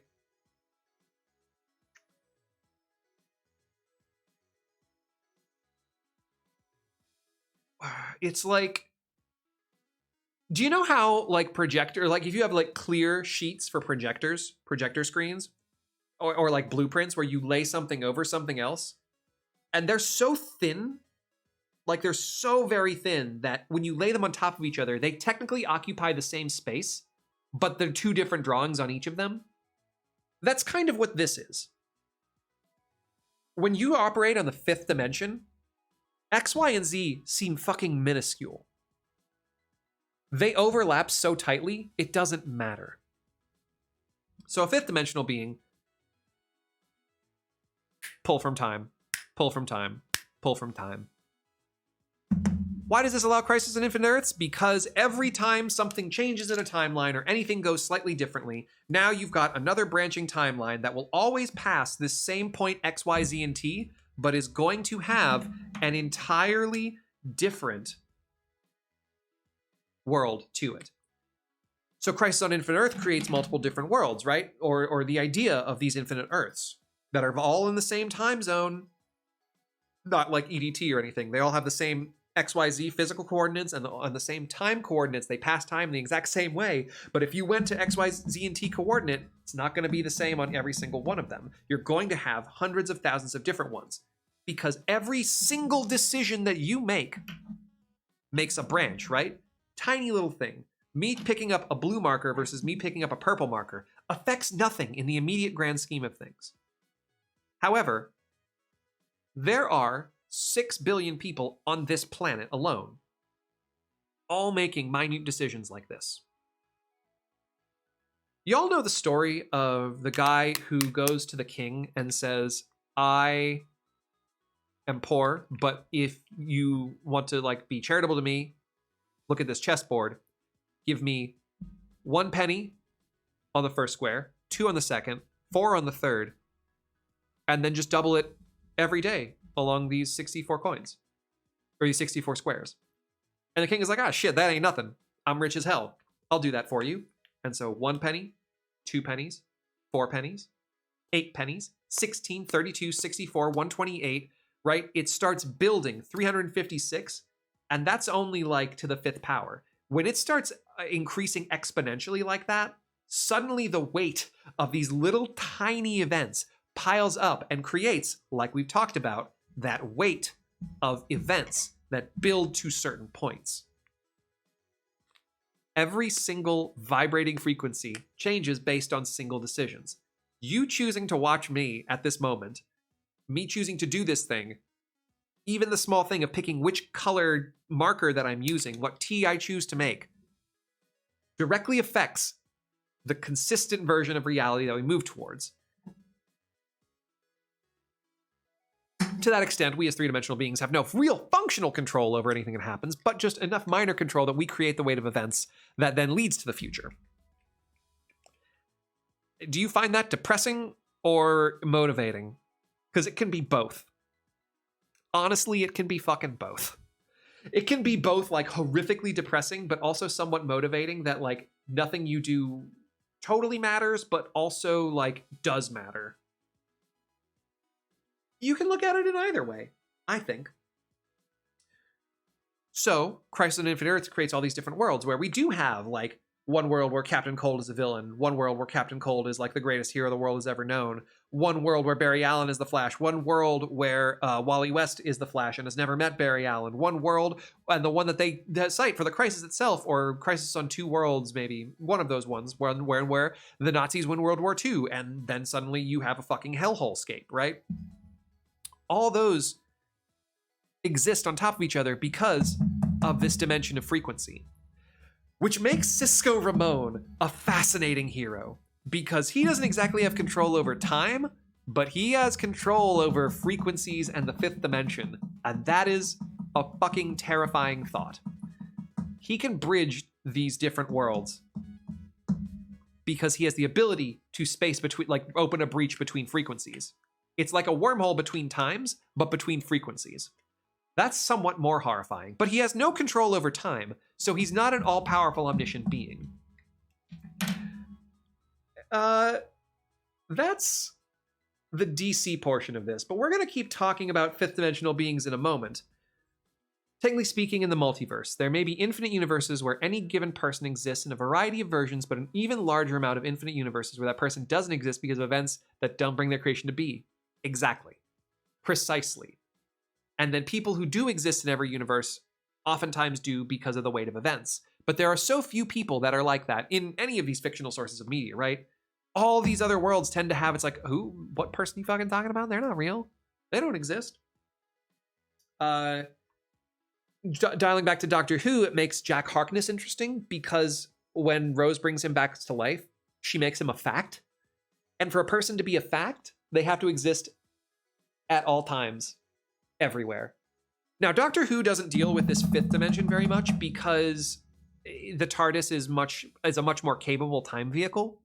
They have direct control of time. They don't have to worry about these overlaps because everything re-emerges because either Time Lords or the force of events streamlines the timeline. Life is Strange functions very uniquely in terms of its ability and how it does time travel. Emphatic, I believe, yeah. Can you still hear me if I talk this soft? I'll bring the mic a little closer to my face. So, Max Caulfield has some unique abilities, right? She rewinds time, right? That's one. And she also enters pictures, right? So on the one hand, her base power is to rewind the last moments back to where she was, or looking at a photo, she can jump to that photo and be in that time. There's something unique about both of these. Let's talk about the rewinding first and foremost. So rewinding time essentially moves the t variable, right? This one, in the wrong direction. Doesn't jump, moves it. If we have point here, x, y, z, t, and x2, y2, z2, t2, if we start here and allow this time to pass and end up here, Max isn't jumping back to here, right? If the passage of time moves her from here to here, what she does is simply wind it back like it never happened. That is unique amongst time travelers because most of them jump. Very few of them unwind time. And unwinding is partially what I think is the better description of what Max does, because there's something else unique about Max manipulating time. Control Z, in a manner of speaking, except Max's physical position doesn't change, and objects that she is in contact with also do not change. She unwinds T, right? She does this like backwards unwinding. But if she picked up like a can over here, she will suddenly still have that can here. Yeah, and you can physically watch it unwind. That's one of the neat things, right? That little spiral helps to visualize it. T, like, so again, we talk about T, like, in terms of visual perspective, if let's say X, Y, and Z starting, we give it starting coordinates, X, Y, Z, 0, we give it all zeros. This is an object starting coordinates from its observable point. So starting right now, where's a good one? Here we go. Let's talk about this guy. Starting right now, this is 0 across all coordinates. If I leave it here, this T coordinate will start increasing no matter what. I don't have control over that, right? If I leave it here, these stay the same. It would stay 0, 0, 0. If I moved it during that time, then these variables would change. It would suddenly become like 3x, say 1y, and then 2z, right? All the while, T continues to wind up. The thing with Max is, Max just does a countdown backwards along this T coordinate, and while everyone else around her tracks back along their X, Y, and Z, and objects that Max holds stays in the same place, but changes its T coordinate. Do you see what I'm getting at here? This is as we talk about T, this is a reminder to take yours if you do. We do not have an E coordinate, but also if you take that, this is your reminder to do so. An object that Max holds on her person while unwinding time only changes the T coordinate, like it only changes the T coordinate of the world around her, but the X, Y, and Z now functionally is the same. This functionally means that in the purest execution of her power, in this very first demonstration, Max is a fourth dimensional being. Just by the execution of this. Because what she's doing is not taking object A and jumping back with it to object B, and now there are two objects. No.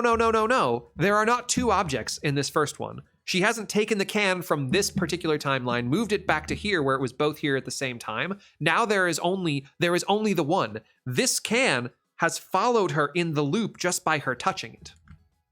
But there's no loop. It's not a jump, right? She's not jumping, she is unwinding. T never happened. So more than just control over X, Y, and Z, Max makes the standard progression of T, Max denies it. She says, nah, that just didn't happen. I still continued. I go unaffected. My T coordinate continues to increase. Everyone else's T coordinate does not. Her T coordinate relevant to herself increases. Objective T around her decreases. Which makes Max Caulfield, at her base power, a fifth dimensional being.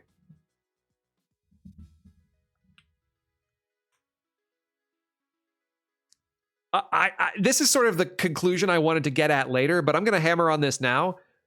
Max Caulfield reverses entropy. And we've talked about this during my stream, right? When we talked about it during the stream of Life is Strange, I think I brought this up and I'm like, Max is reversing entropy. A window breaks around Max. She doesn't go back and to enter a timeline. She's not changing. She is not a three-dimensional being who goes back and then changes her timeline where now she's in a second timeline where the window never breaks. No. Max reforms the window and puts the energy of breaking it back like it never happened. It's a big thing with the physics of time travel too. So many things are relative to the observer, in this case, Max. Exactly. Which kind of gets back into like time dilation and like when things move faster than light, suddenly time bends differently for them. But in most cases, like Speed Force people, all they've done is rapidly change their X, Y, and Z and functionally step outside of time, but don't have control over time. Max is controlling time. Like, you can say so many things about Max because she's a fascinating character, right? The way that she is ridden with guilt over things, the way in which you realize that she has kind of her own quiet little god complex after a while. Yeah, you would too if you could bend 5 dimensions. And the other thing about it is when it unwinds, Max doesn't go back either. Her X, Y, and Z coordinates stay the same as they are when she chooses to unwind. And so when the T coordinate unwinds, she's not here anymore. And I don't know what that looks like if you are a person affected by it. Probably just like she was here one moment and suddenly she appears over there. Like Mxyzptlk does, right? Think about it. Mxyzptlk suddenly is here and then appears over here. You're like, how the fuck did that happen? And it's just like Max, the principal's office is a great example of this, right? The scene where Max, you break into the principal's office, set off the alarm, and then Max is like, no, we can't do this. Unwinds it on the other side of the door, right? And you open it for Chloe, and Chloe's like, how the fuck did that happen? It's to her, Max was here, and then Max was there. From Max's perspective, she did the thing and then unwound time so she was always there to begin with. But to her, it moved linearly. She doesn't change place in relation to the planet? Yeah, she does. Or do you mean when she doesn't move? You mean when she doesn't move? Yeah, right. X, Y, and Z don't change, right? Her time is actually still moving forward. Max's T coordinate continues to move in a linear direction while this is going on. T for everyone else decreases. Her X, Y, and Z remains static. Yeah, exactly. Yeah.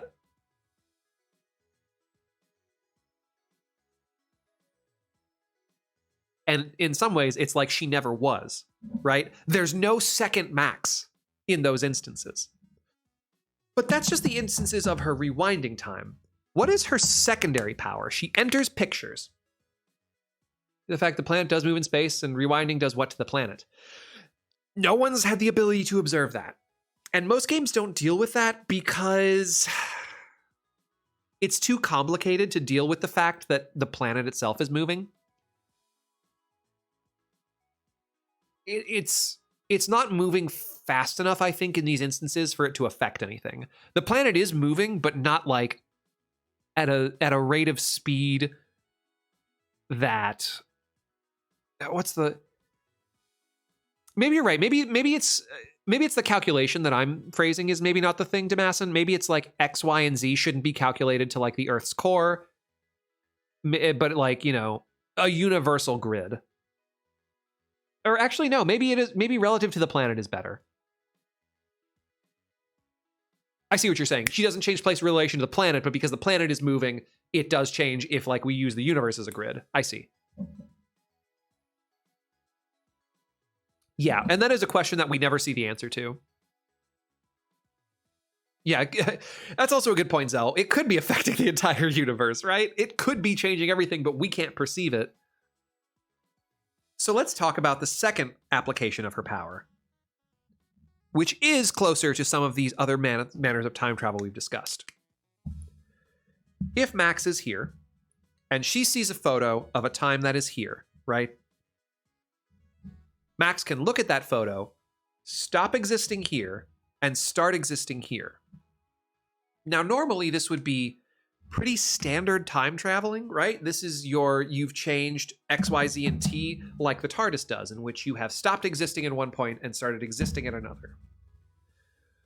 The problem with this is the photos that she jumps into have limited scope of where she can go.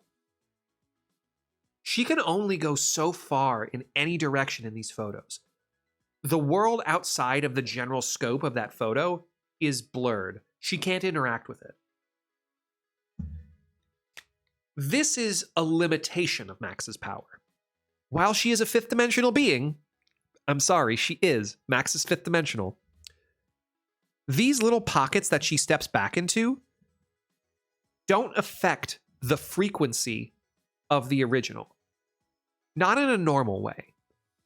She goes back and saves Chloe's father, right? Just by preventing him from getting in the car and driving away that day.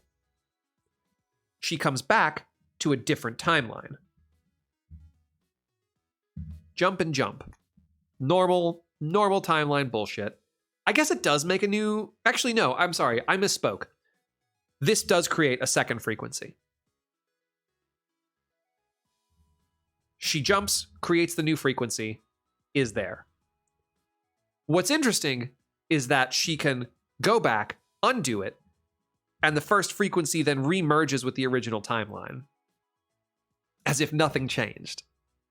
Like the fact that Max can undo her own frequency creation is another example of her ability to reverse entropy, and again, why Max exists and controls 5 dimensions.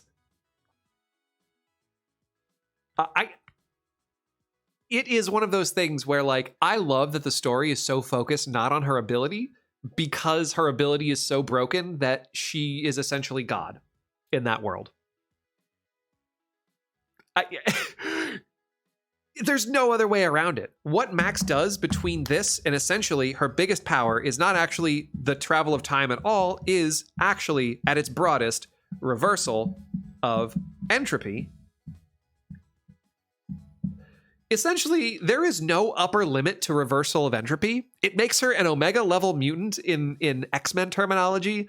Like, there are gods in the DC universe that don't have this power. Right? And the way you can apply it to everything. Max could start fucking around with this and changing people's entire fucking lives from jump if she wanted to. She doesn't, because she's at least a generally good person, but, like, this is a thing she could do. It's about what you choose to do with that ability. And the reason that I love Max so much is because she never tested the boundaries of this, and she only used it to save one person, really. So let's talk about the fixed loop of Life is Strange, shall we? Or rather, the fixed point, as it were. We'll couple this with our discussion now of Stein's Gate. Am I still on the... Yes. I've got a little more space on this whiteboard. I can probably move this over a little bit. There we go. So Life is Strange and Steins Gate have a similar plot point in that when we get to the crucial moment where things are about to go fuckity wrong, or have gone fuckity wrong, the protagonist, over here is Max, over here is... oh my god. It's been like 2 years since I've seen Steins Gate, and I've forgotten the protagonist's name. Okabe? Does anyone have that on? Kyoma, thank you. Okabe, yeah. Oh, it is Okabe, okay. Okay. they're presented with a choice, right? For Max, remember that the first thing that Max does when she unwinds time is saves Chloe from being shot. This is an event change that causes a whole series of other changes which lead to a world where there is a tornado / storm that kills everyone in Arcadia Bay, right? So this is the choice you have to make, right? Max, in all of her power, sets off this event by setting off all the other little events that lead, to this big event. And no matter what else she changes along the way, this keeps happening until... Now, I want to point out in the game, the only way that they draw their attention to this being the thing that changed everything was Warren just kind of guessed at a thing, right? Warren's like, you broke time. When you started breaking time, that's what set everything off. He's not wrong, but he has no basis for what he says. And he doesn't actually know it's because Max saves Chloe that kicks it all off. And the truth of the matter is, no one's ever really certain that that's why this leads to here. There's probably a world, maybe 1 in 100 million billion trillion, and we always save Chloe. We do now. Hey, Pill, how you doing? Eventually I'm going to play another game and I'm going to choose the Bay and I'm going to cry my fucking heart out again. Just not this day. With this, now, one of my favorite little personal fan theories of Life is Strange is that there's, like, you don't actually know as the player the number of times Max tried to go back and save Chloe and still save the town, right? I have this pet theory that after discovering at the very end, right at the Long Walk area, you guys remember the Long Walk? It's my favorite part of the game for emotional damage. That Max seems very fractured and she's in like this space inside her own mind. And I theorize that this is because in that moment, she is trying over and over and over and over different variations. Like she's gone back to different photos to try different things to try and change this as the outcome if Chloe is saved.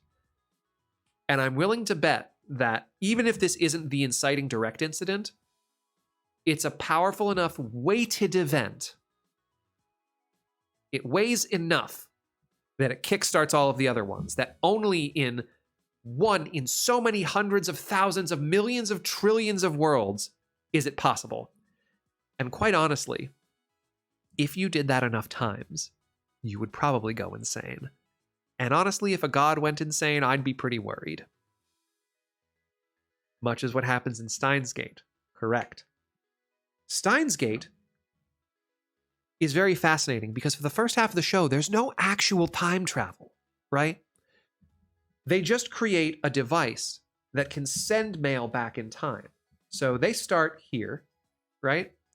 They create a device. Oh yeah, Steins Gate spoilers, if you haven't seen it. Good call, Zell. Good call. I haven't watched Steins Gate in a while. I never watched Steins Gate 0, and I kind of want to. I hope it's good. The conceit of Steins Gate is that a mad scientist essentially creates he's not really mad, he's just a bit weird, creates a device that lets him send text messages into the past. And what happens is, when he sends that into the past, at first he doesn't even notice that anything changes. And then he realizes that something is different about the world he's in, and it's because of that message changed something. So he sent a message back to the past. He still existed here, but he sent a mail here, like an email, and that caused an entirely different timeline, and he wakes up in it. Now, what's fascinating is he remembers the previous timeline. He remembers every time he sends these messages and ends up on like a branched universe at the same place in time, he ends up being the only one who remembers it. He calls it an ability. He calls it reading Steiner. Are Stein and Baldur friends? You know, I think that would be one of the most, like, given how much people love the Baldur's Gate characters right now, if you wrote like a fan fiction of like Baldur's Gate, but in a Steins Gate like conceit, right? In which you put like, I don't know, Karlach and Asterion in this idea of only one can survive kind of ideal, I think you'd probably, you know, make people cry even more. I haven't played Baldur's Gate 3, by the way. I just hear it's great, and I've seen pictures of characters and cosplays of Karlach by 6 foot tall people, and it's awesome. I cry, but I always pick. This is our Steins Gate over here. So yeah, so Okabe starts like recognizing these things, and he starts tracking what I will refer to as, I believe, it has a different name in the show, but the coefficient of change. And the coefficient of change is a measurement. Ruby's background. Yes, among other places. Oh man. Okay. But this coefficient of change is a measurement. It is a measurement of distance between the prime timeline. Let's call this delta. Let's call the original timeline delta. Then the next one we have delta prime, beta, so on. However you want to label these. 1, 2, 3, 4. I don't give a fuck. They're different, but they're almost the same. The distance between each one is measured by this coefficient of change. They track this on like a little sort of digital readout where one or anything below, how do I put this? It's been a while. I've got to remember I'm doing this right. The amount that they've changed over all the course of these emails is like, it's like 1.273. It's like some number based off of 1. And in order, when eventually he realizes they end up in a situation where his sister gets killed by an agency mad that he's fucking with time travel. An outside monitoring agency who doesn't have control over time travel per se, but kind of do. They have time travelers, but do not have control of time. So they're like, you're not allowed to do that. That's fucked up. You can't be allowed to do that. The coefficient over 1 to get off the alpha world line. Thank you. So this is your alpha world line. Once it goes over 1, he's on a different line, right? And then changes happen amongst there. When he ends up in this world, or that's how he has to change it back, right? When it gets below, it's like over 1 or below 1 that he has to do to get back to the prime one. It's been 2 or 3 years for me. Yeah. ACAB includes time cops. That's the truth. In any case, in this world where suddenly his sister dies, he's like, oh, she was murdered by these agents in front of his eyes. So he starts using his time travel abilities, or these messages that he can send, to try and alter the timeline and end up in a world where she's alive, or it doesn't happen. And then when he has the moment again, he gets caught in kind of a loop, right? And every time Mayuri, his sister, keeps getting killed, no matter what he changes, no matter how much farther he gets past the initial time of death, like, initially, every time he loops it keeps happening at the same T coordinate. Every time without fail. He hits the same T coordinate again, she dies. On the dot. He starts changing events. Minutely. It buys her minutes. It buys her an hour. It buys her a few days. Hey, Soulbass. Yes, we're on the Steins Gate time, right? And every time he changes something, it's like, it buys time, but it's not enough. He does that loop over and over and over and over and over and over again. It's a miracle he doesn't turn out a psychopath. He eventually realizes that the only way that he can go back to the world where his sister is alive, where Mayuri lives, is going back to the original timeline, right? I'm gonna move this back over here. Yeah, this one fucked me up too. Like, the reason Steins Gate just like hit me so hard, I was like, yeah, this is really funny and cute and it's like kind of fun, but I'm not really interested in it. And then we get to the part where Mayuri gets killed, and then everything after that I was just like, fuck. I smelled this. For those of you who don't know, I'm about to tell you the fucking knife in the gut twist. Over all of this time that he's trying to fix the world and back on his prime timeline, he's spending with his assistant. What is her name? He calls her the wrong name, but what's her name? Mxyzptlk Kurisu. And over the time that he's working with her, she's the only one who in every single timeline, she doesn't have his ability. She doesn't remember every other timeline. He does. So he explains all of this to her over and over again and what he's doing and how he's trying to change things. And every single time she believes him. Like, she's like, I believe you. And every single time she helps him. And over the course of that, in multiple different timelines, over the course of this like cycle where he's trying to save his sister, they fall in love. And he starts unwinding like all of these other text messages he sent before. So he erases prior timelines and moves this number like closer back to like the number he needs. And he gets so close. He gets back down to like 1.00, like 1 something. And once he gets back below 1, he's fine, right? He gets back to the timeline where Mayuri survives. And then Mxyzptlk Kurisu says like, well, that just means if there's only one message left, you've got to undo that one. And that will save it. You did all it. You did it. Like, she's so excited for him. And then he remembers that the very first time message he sent was one before he ever knew Mxyzptlk Kurisu that saves her life. She gets murdered at a conference, and that is the first message he sends back. He's like, something weird about this, and it changes everything. And as he's staring at her, he realizes that if he undoes his very first text messages and brings Mayuri to a world where she won't die,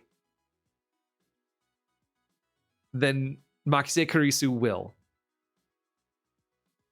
It is one of the most devastating like realizations. I saw it coming like 2 minutes ahead of time. I was like 2 minutes before I realized it. And I had been on the entire ride the whole fucking way and didn't pull it out. Like, usually I'm really good with those sort of twists. And I was just like thinking about it. And it was like literally the scene before they talked about it. And I was like, wait. Oh, and I realized like right before he did. And she doesn't realize. She doesn't know. And then eventually he ends up in a world. Yeah, there's a lot of content warnings for it. And it's got some things that are a little dated, and probably not the most like, but for the most part, like the hit of this moment, I think outweighs some of the parts I don't like about it. And I haven't played Zero. I haven't played or watched Zero, and I need to watch Zero. I really do. I did watch the sequel movie, which was somewhat hopeful. But in any case, he doesn't want to choose either, and he talks with her about it, and Zero will annihilate me. Oh god, I don't know. Oh man, it's been a while since I've had my heart fucking ripped out of my chest. Might as well. He ends up doing something because the time cops are fallible and they're not ensuring a set timeline. Really, they're just like, they don't have a complete view of the timeline. They're 3-dimensional. They don't have 4th-dimensional view. They just hate that someone else has time travel technology. They're literal time fascists. You know, there's no one monitoring him. So he ends up, I think, there's like, I don't want to spoil like the ending because it's a little complicated and fucking weird. It's super, it gets a little wibbly wobbly even for me. But essentially he creates a world where he sacrifices himself to get them both to live is one option that he does. Or makes the attempt to sacrifice himself in their place, or in Mxyzptlk's place. And she has no idea who he is. She's never met him when he does it. It's fucking great. It's beautiful. So yeah, that coefficient of change, that idea of the distance between lines and being something you can manipulate, I think is a really good way to track these different frequencies of time travel. So Okabe Rintaro is not a 5th-dimensional being like Max is. He's just someone with technology. All right. That covers most of the bases of everything in regards to time travel itself. World lines, attractor fields, yeah. I think that works for its definition, but not always with mine. I don't remember attractor fields, but like world lines is kind of like that. I think tracks across like frequencies and things like that. Differential change between timelines. I just think it's a really good way to track things, right? It gives me that ability to have a frequency coefficient. Okay, let's take these off the board. The main point that I really want you to take away from most of that last bit is that Max Caulfield is a fifth dimensional being and is more powerful than God. So now let's cover some of the fun stuff that exists in between. Loops / paradox. Loops and paradoxes. We've talked a little bit about this, right? Technically, you create a loop in both Stein's Gate and Life is Strange by this idea that once you save Chloe, she's destined to die. Chloe living is also such a huge influence in local weather patterns. But that's what I'm saying, Damascen. It's not specifically that. It's the weight of events that creates. And you can argue that it gets a little bit more into this idea of world lines that Steins Gate had, in which the coefficient of change was altered enough that without anybody noticing, when you save Chloe, you now are in a timeline where there's a storm. Right? It's either the weight of all these events lead up to it, and that's just like the tipping point before like shattering across a timeline and ending up in a different one.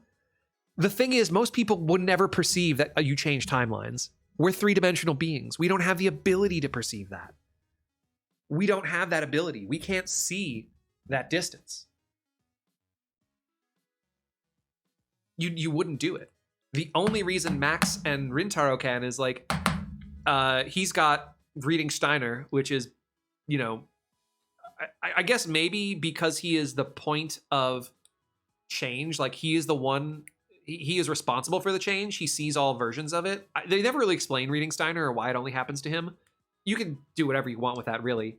He is the singular point, right? He is the nexus, the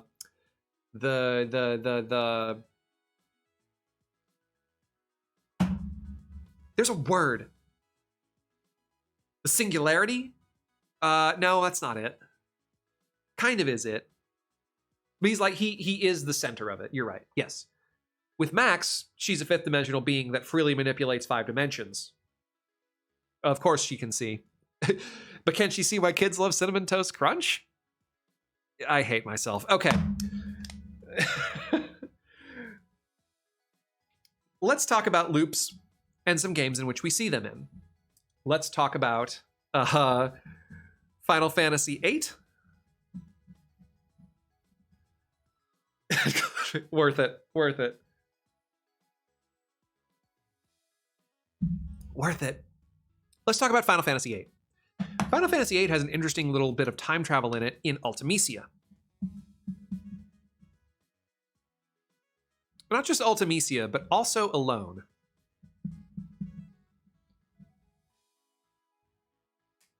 So, fifth dimensional plot time, those kind of loops. Well, some of you know me very well, and you know that I'm going to start plugging. You know what? Fuck it. I'm just going to write this out here. First off, let me be very clear about where we stand in this household. Let's just get that out of the way. R equals U. Only way the game makes coherent sense. Alone can send consciousnesses of people into other people in other places in time, but she does not change anybody's X, Y, or Z coordinates and does not really change time as it has happened. She only provides an observation. I'm just going to start plugging. I mean, listen. Like, when Alone sends people's consciousnesses through time, they don't really travel there themselves, just their consciousnesses do, and end up in other people's bodies. A bit strange. Now, one of the fascinating things is that a sorceress in the future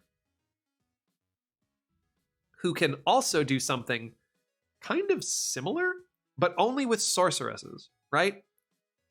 get here to your explanation R equals U. We're going to kind of get into that a little bit.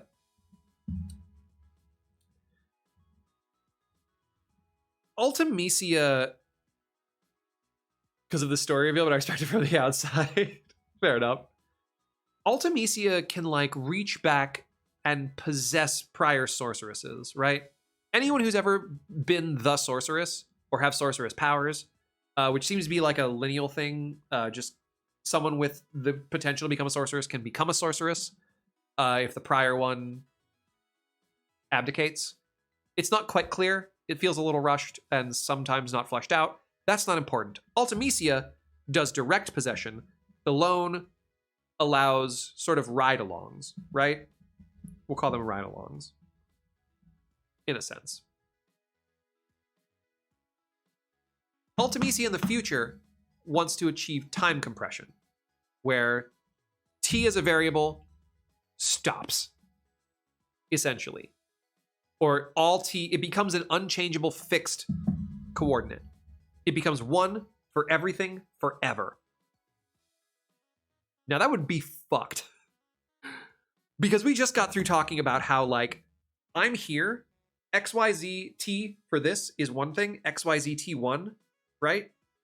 I've changed XYZ and T, and I can go back to XYZ, but T is going to be different. Suddenly these are both true. Three-dimensional beings can't handle that shit. They'd cease to exist. Now, Alone's projection. T is a variable, I keep mine low. Yeah, we've had at least one of those jokes earlier too. I kind of realized what I was walking into when I used T as a variable. Is booed off the stage. Let me look at something with Alone really quickly, because it's not been that long since I played FF8, but I'm a little fuzzy on something. Hold on. Connecting and disconnecting, that's what she calls it.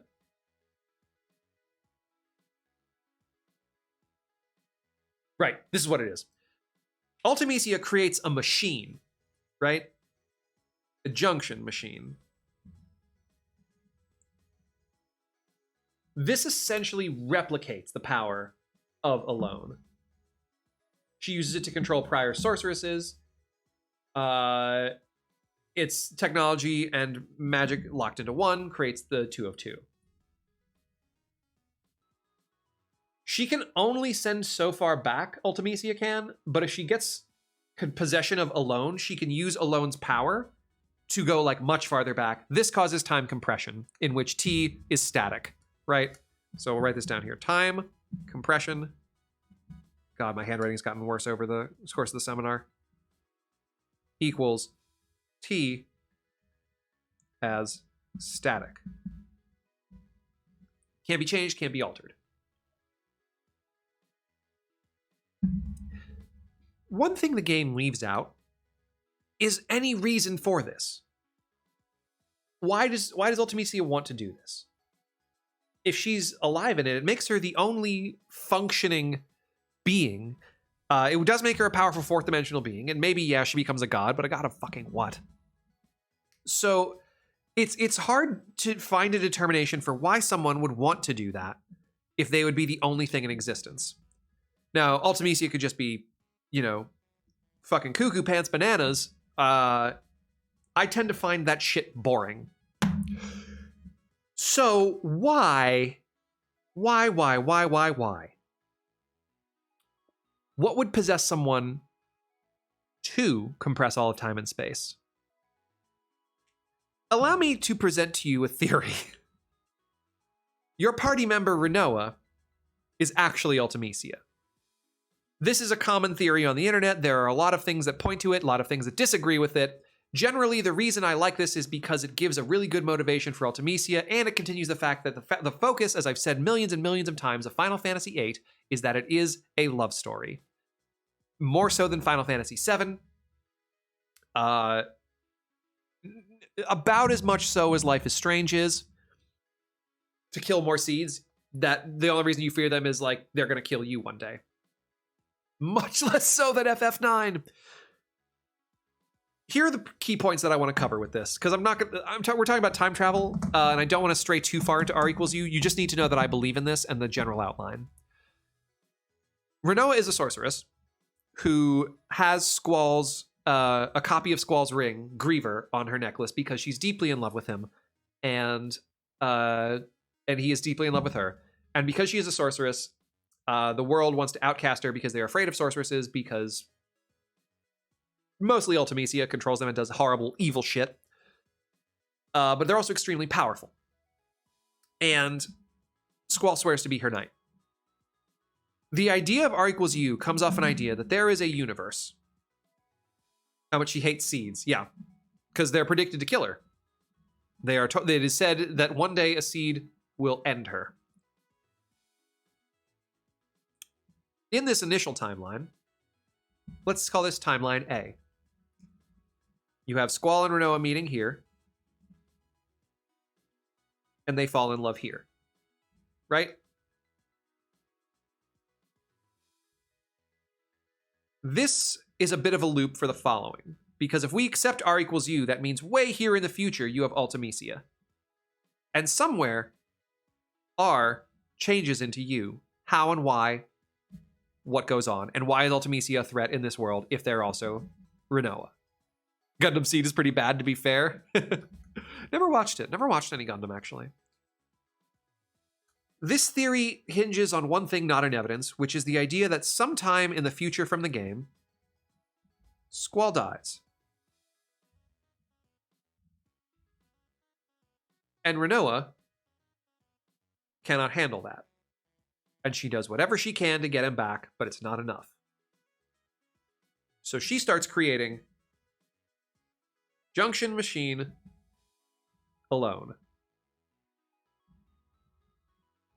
This will allow her to travel back in time to be with Squall or save his life or whatever. But it doesn't work quite the way she wants to at first. And the more she dives into her sorceress powers, the more she loses herself, because the more she junctions herself to this machine, because she has to junction herself to the machine,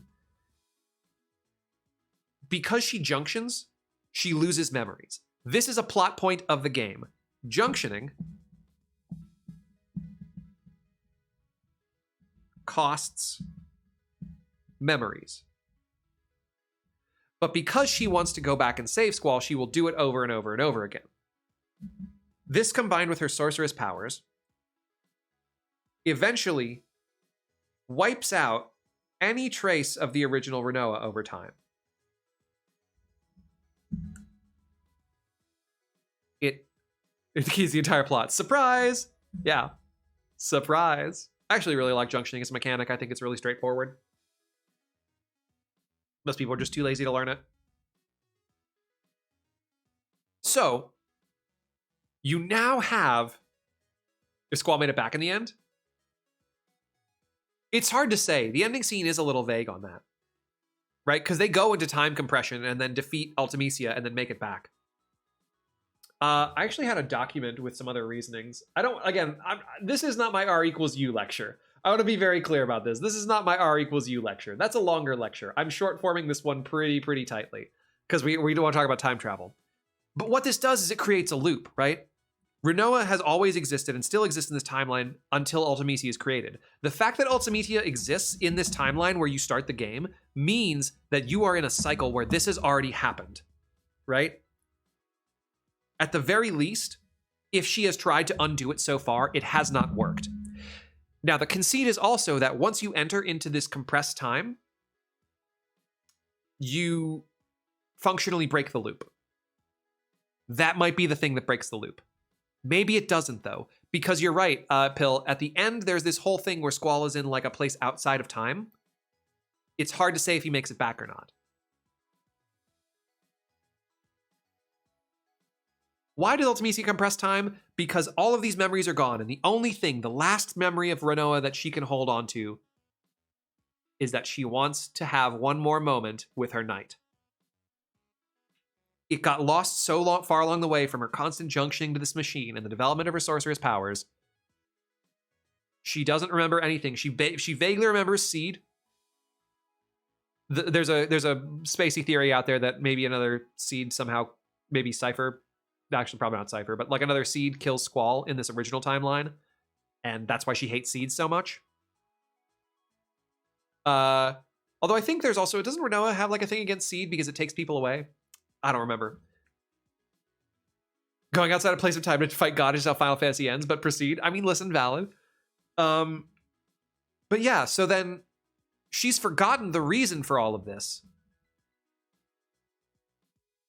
All she remembers is that she wants one more moment here. And so she creates this idea of time compression. It's a constant paradox that R equals U. It can't happen because that's two people at the same time, right? But it does. The idea that I have of Final Fantasy VIII is that when you get to the end, you've actually broken the paradox and you get to have the life that they want after however many times that it failed. You uncreate Ultimecia. You break her, you kill her in the space out of time.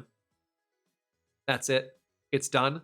And then as long as Squall lives normally, from there on out, Ultimecia never existed. Now, that creates the problem where if Ultimecia never existed, how does your timeline still exist when she's responsible for all of it? And the answer is we were already there. It's stuck. It is now a fact. It has now become a fixed point in time that even the destruction of it can do nothing about it. Let's talk about... I kind of want to talk about BioShock Infinite, but I don't want to talk too much about BioShock Infinite because that one is a little fucky, and I think it really deals more with this idea of how those portals work, right? Well, okay, let's do it. Let's talk about BioShock Infinite. Coincidence for Laguna? There's a big spoiler, too. Yeah, true. This is your warning for BioShock Infinite. If you haven't played it, this is your time to come back to this on the YouTube video later. 3, 2, 1. Parallel dimensions and time travel? Yes and no. This is the end of BioShock Infinite. In BioShock Infinite, Elizabeth can open portals, right? She can connect X, Y, and Z to X1, Y1, Z1. She does also have the ability to change the time coordinate of it. What she does is not as smooth as a TARDIS. It is not as powerful as what Max can do. What she does is simply open the door between one and another. It can be at an earlier time, at a later time. There is also an extra dimensional space called the Lighthouse. It is not required. But it is a world where there are connections to multiple other worlds that she can see because she can open these doors. You play Booker, and your enemy, the final boss is named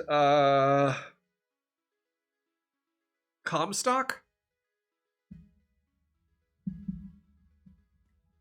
Right? And he's a fucking psycho. Is Elizabeth's father, and locks her in a fucking tower, essentially. And rules over this turbo, weird-ass, racist world in the sky. The spoiler here is that you, Booker, are also Comstock. Comstock is Booker, but older. And there's a bit of a weird loop paradox that happens with this. Elizabeth is your daughter. Booker's daughter, Comstock's daughter. This is who she is. There are different worlds of different things, right? A machine opens the first portal. Comstock goes, it's when he's still Booker, to try, and I can't remember the specifics, it's been 3 years since I've played, but essentially attempts to, or take Elizabeth away from a Booker. Was Oxenfree covered already? I don't know what Oxenfree is. I'll keep that in mind for future, though. And it ends up cutting off the end of the child Elizabeth's fingers. The portal closes around it and leaves them behind in one realm while she goes off into this world where Comstock is her father in this tower in the sky, right? This Comstock had already lost his daughter, right? This is him stealing another Booker's daughter. And it becomes both a time loop in that you, Booker, have always lost your daughter and will always become Comstock except in certain situations. There are hundreds of Comstocks, hundreds of thousands of Comstocks, hundreds of thousands of Bookers, and most of them die. Like, it's wild and an endless cycle, and I don't know how to perceive it honestly. I might play it again soon so we can like get some fucking wild vibes on it, because it's... whew. It deals with this idea of once something exists, the Council of Ricks, kind of. The Council of Ricks is a frequency thing. That's a frequency thing. The Council of Ricks are all from different frequencies, and they all super geniuses. They all converge on the one realm outside of their dimension or in someone else, one Rick's dimension. That's the thing. That dimension that they exist in for the Council of Ricks, that's one Rick's dimension. They just never say which one it is, I don't think. That's a frequency thing. Rick is not a fifth dimensional being. He is a very smart three-dimensional being with fourth and fifth dimensional tools. Anyway, Comstock exists and Booker exists in the same place at the same time, being different points on their timeline. Depending on what happens to Booker, he will never become the specific Comstock, but he could become another Comstock. It's so fucking weird and hardly makes sense. I love it. I love it to death. If you've never played BioShock Infinite and you've made it this far, I'm very sorry for ruining it for you, but you should play BioShock Infinite, quite honestly. It's a phenomenal game. It gets... I think the criticisms it tends to get are not fair criticisms. I think that's not part of the time travel seminar. Not important. I think a lot of people are just like, it's not a BioShock game. I'm like, that's silly. Loops paradoxes. There's one more that I was thinking of. There's one in DC Comics, going back to an earlier point of DC, where this is actually specifically Arrowverse. There's a paradox of Thawne. There's a V in there.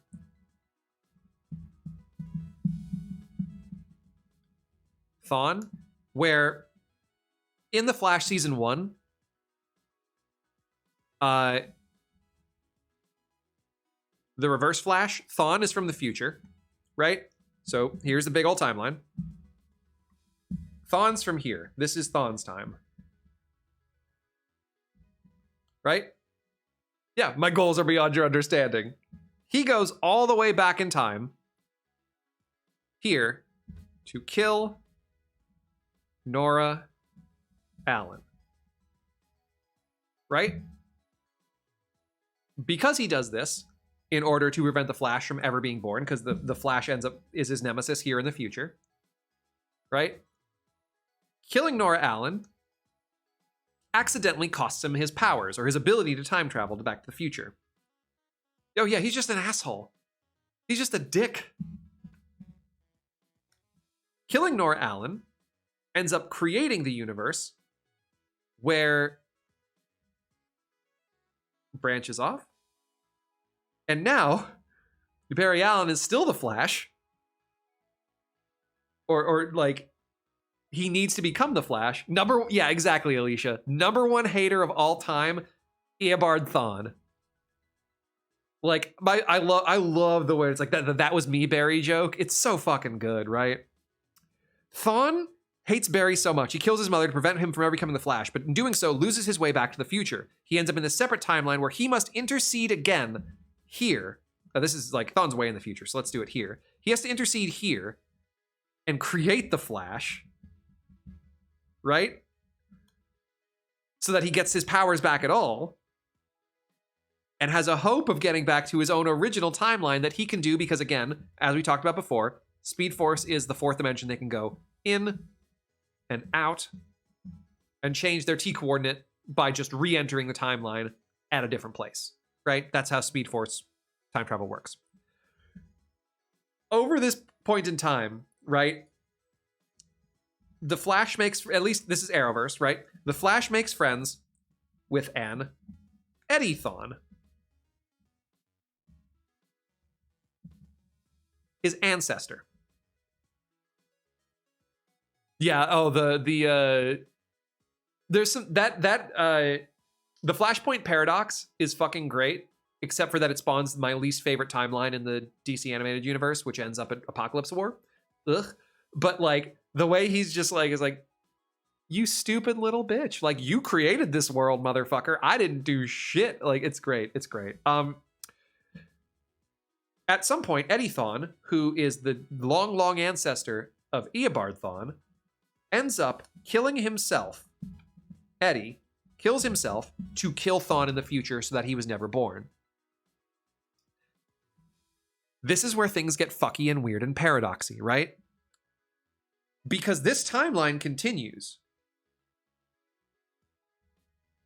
This Thawne has now never existed, which should mean that he never killed Nora Allen, which should mean that he should have never, like, the Flash will now exist again, but there was never a Thawne, but everyone remembers it, right? This loop, this fucking weird-ass loop, and then he comes back to life again anyway, right? Or actually, no, what it is there are Thawnes as well that end up reoccurring. Fragments, what is their term? Remnants. A Thawne who was earlier than this Thawne on his timeline. Like a Thawne here who hadn't got to the point where he was going back in time ends up going back in time and crosses frequencies because the Speed Force can spit you out literally fucking anywhere.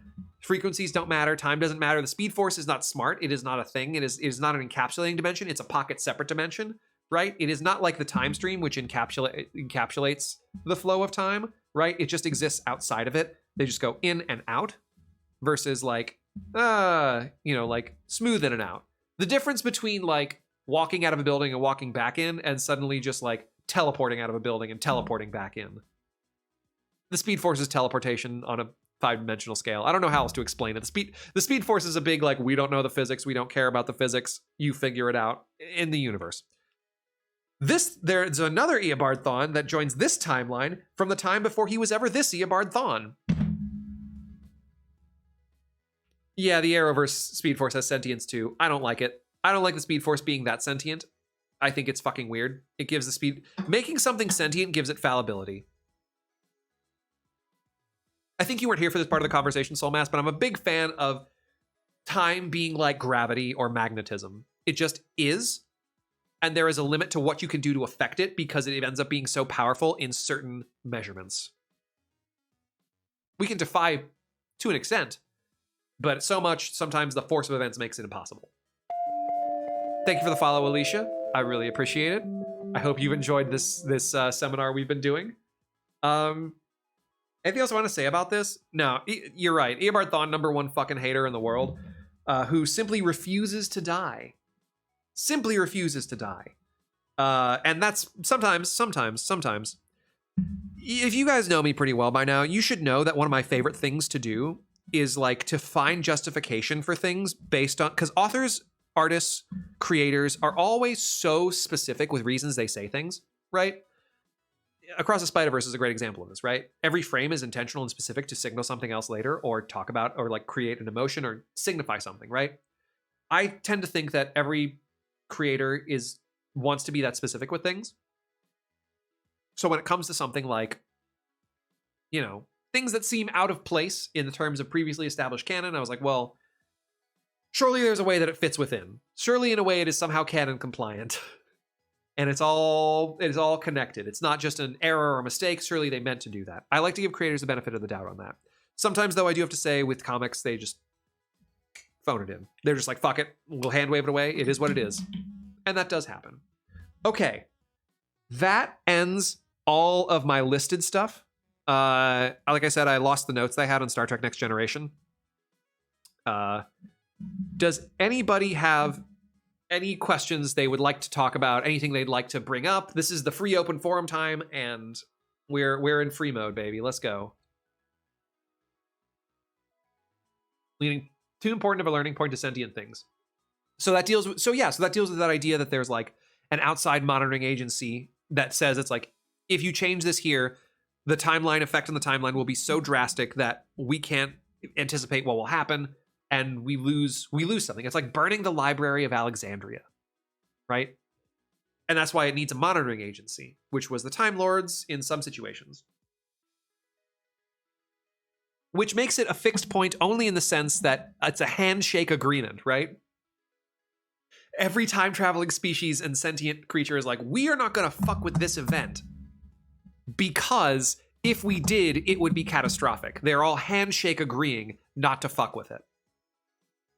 Yeah, well, that also depends on the writer, right? Like, I actually think Russell T Davies' era was marked by a fair consistency that was not present in Stephen Moffat's era. That's my questions are, so I can ask now. Davies is great. Yes, Davies knew what he was doing. Davies was very intentional. Davies, and the thing that I love about that era of Doctor Who is that it treated normal people as so important, because in the context of time travel, every single one of you is so fucking important, because as we talked about, right, the weight of events, right? There are currently 10 people in this stream right now, right? 1, 2, 3, 4, 5, 6, 7, 8, 9, 10, right? 10 points. Each of us are about to make different decisions literally in the next 10 seconds about what we're each going to do in our own particular lives. Minute, no effect on the grand scale of things. But the rice or the pennies on the checkerboard, every square, I make one decision that becomes 2 decisions. You make 2, you make 2, you make 2, you make 2. Now leads you to a new branch of decisions, right? And every time you do that, you've picked another particular decision until exponentially we can affect so much just by, I don't know, the fact that I might brew water in a minute to make more tea. Like, a normal person's effect on the timeline is significantly impossible to determine their effect, but is so important in the grand scheme of things that you cannot be certain what will happen. Hence, the idea of the butterfly effect. That change one thing, a butterfly flaps its wings in a different direction, suddenly everything changes. That's time travel, baby. That's that weird ass shit. Any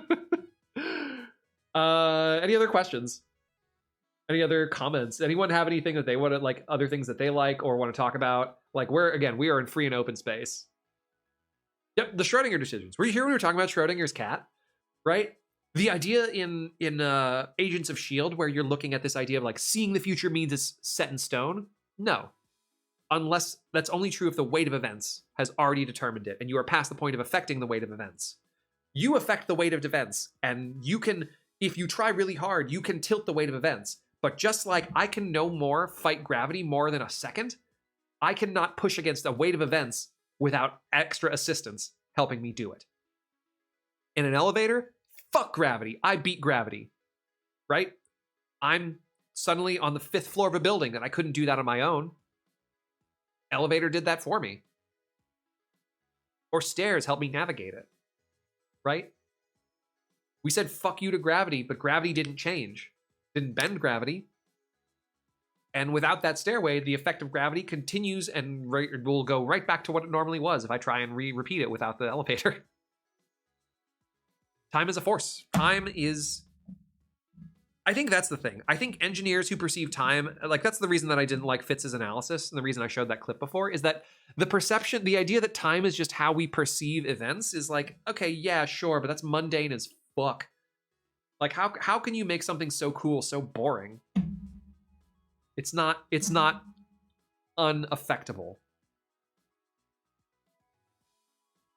You can't change its laws. Fry is his own grandfather? Oh, Fry, that's right. Fry is his own grandfather, isn't he? Yeah. So Fry's an interesting one, right? How does that happen again? I don't remember that episode. That's one where they time travel, right? Ooh. Spilled my tea. Like, is that one where he...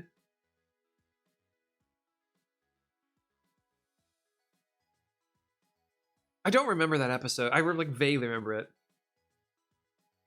Then all of time is set in stone because those future people have known the past themselves? Well, that's the thing, right? And that's what Fitz was saying. Fitz was making that argument that all of time has already happened. We just haven't seen it yet. And I think that is remarkably boring.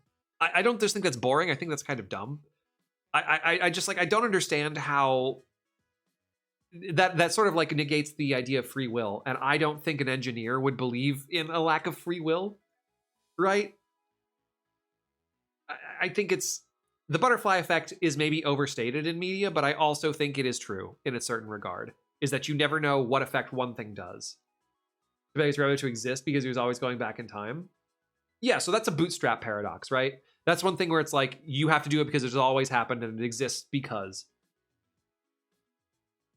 Yeah. Now, functionally, how that works, I don't really know. Bootstrap paradoxes either have an inroad or they don't.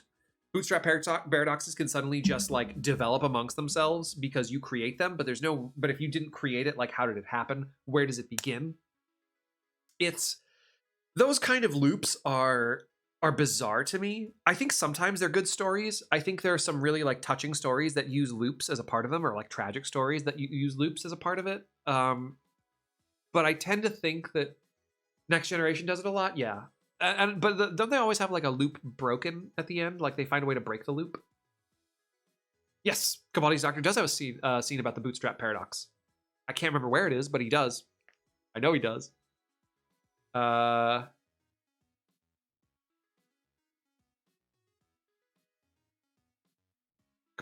despite being under Moffat, Capaldi had like a pretty good run, I think. Some of the time stuff was pretty good. And he had some classic historical stuff, which is always good. Soulmass, do you think Capaldi's best episode is Heaven Sent? A lot of people tend to say that it's Heaven Sent, which is not really a bootstrap paradox. That is specifically because the thing with that one is time is constantly moving. Even though he has died thousands of times, time is constantly moving in a linear direction. He doesn't know it. It's not so much, it's not a normal bootstrap paradox in the sense that it's not a time loop. It is, he just keeps getting, it's like a bad video game. They're not a bad video game, but like a video game where you keep getting sent back to spawn and nothing else has changed. It just acknowledges that it just like keeps going. Like timeline moves, he's dead. Yeah, because time has been moving. It is a great episode. Really dark episode. I struggled with that particular section of Capaldi for a couple of reasons. I didn't like how they handled Clara's exit. I actually didn't like a lot of what they did with Clara in 11. Yeah, kind of like that. The stars are wrong. Yeah.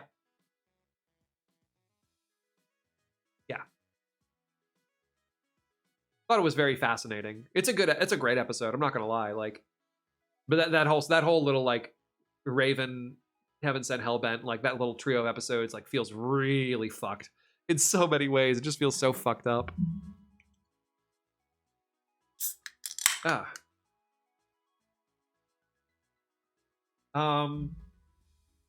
Let's see.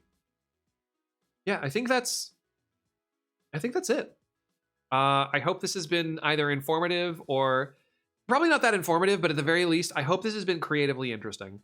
And I hope that you take this to be inspiration for the way to perceive things creatively, fictionally.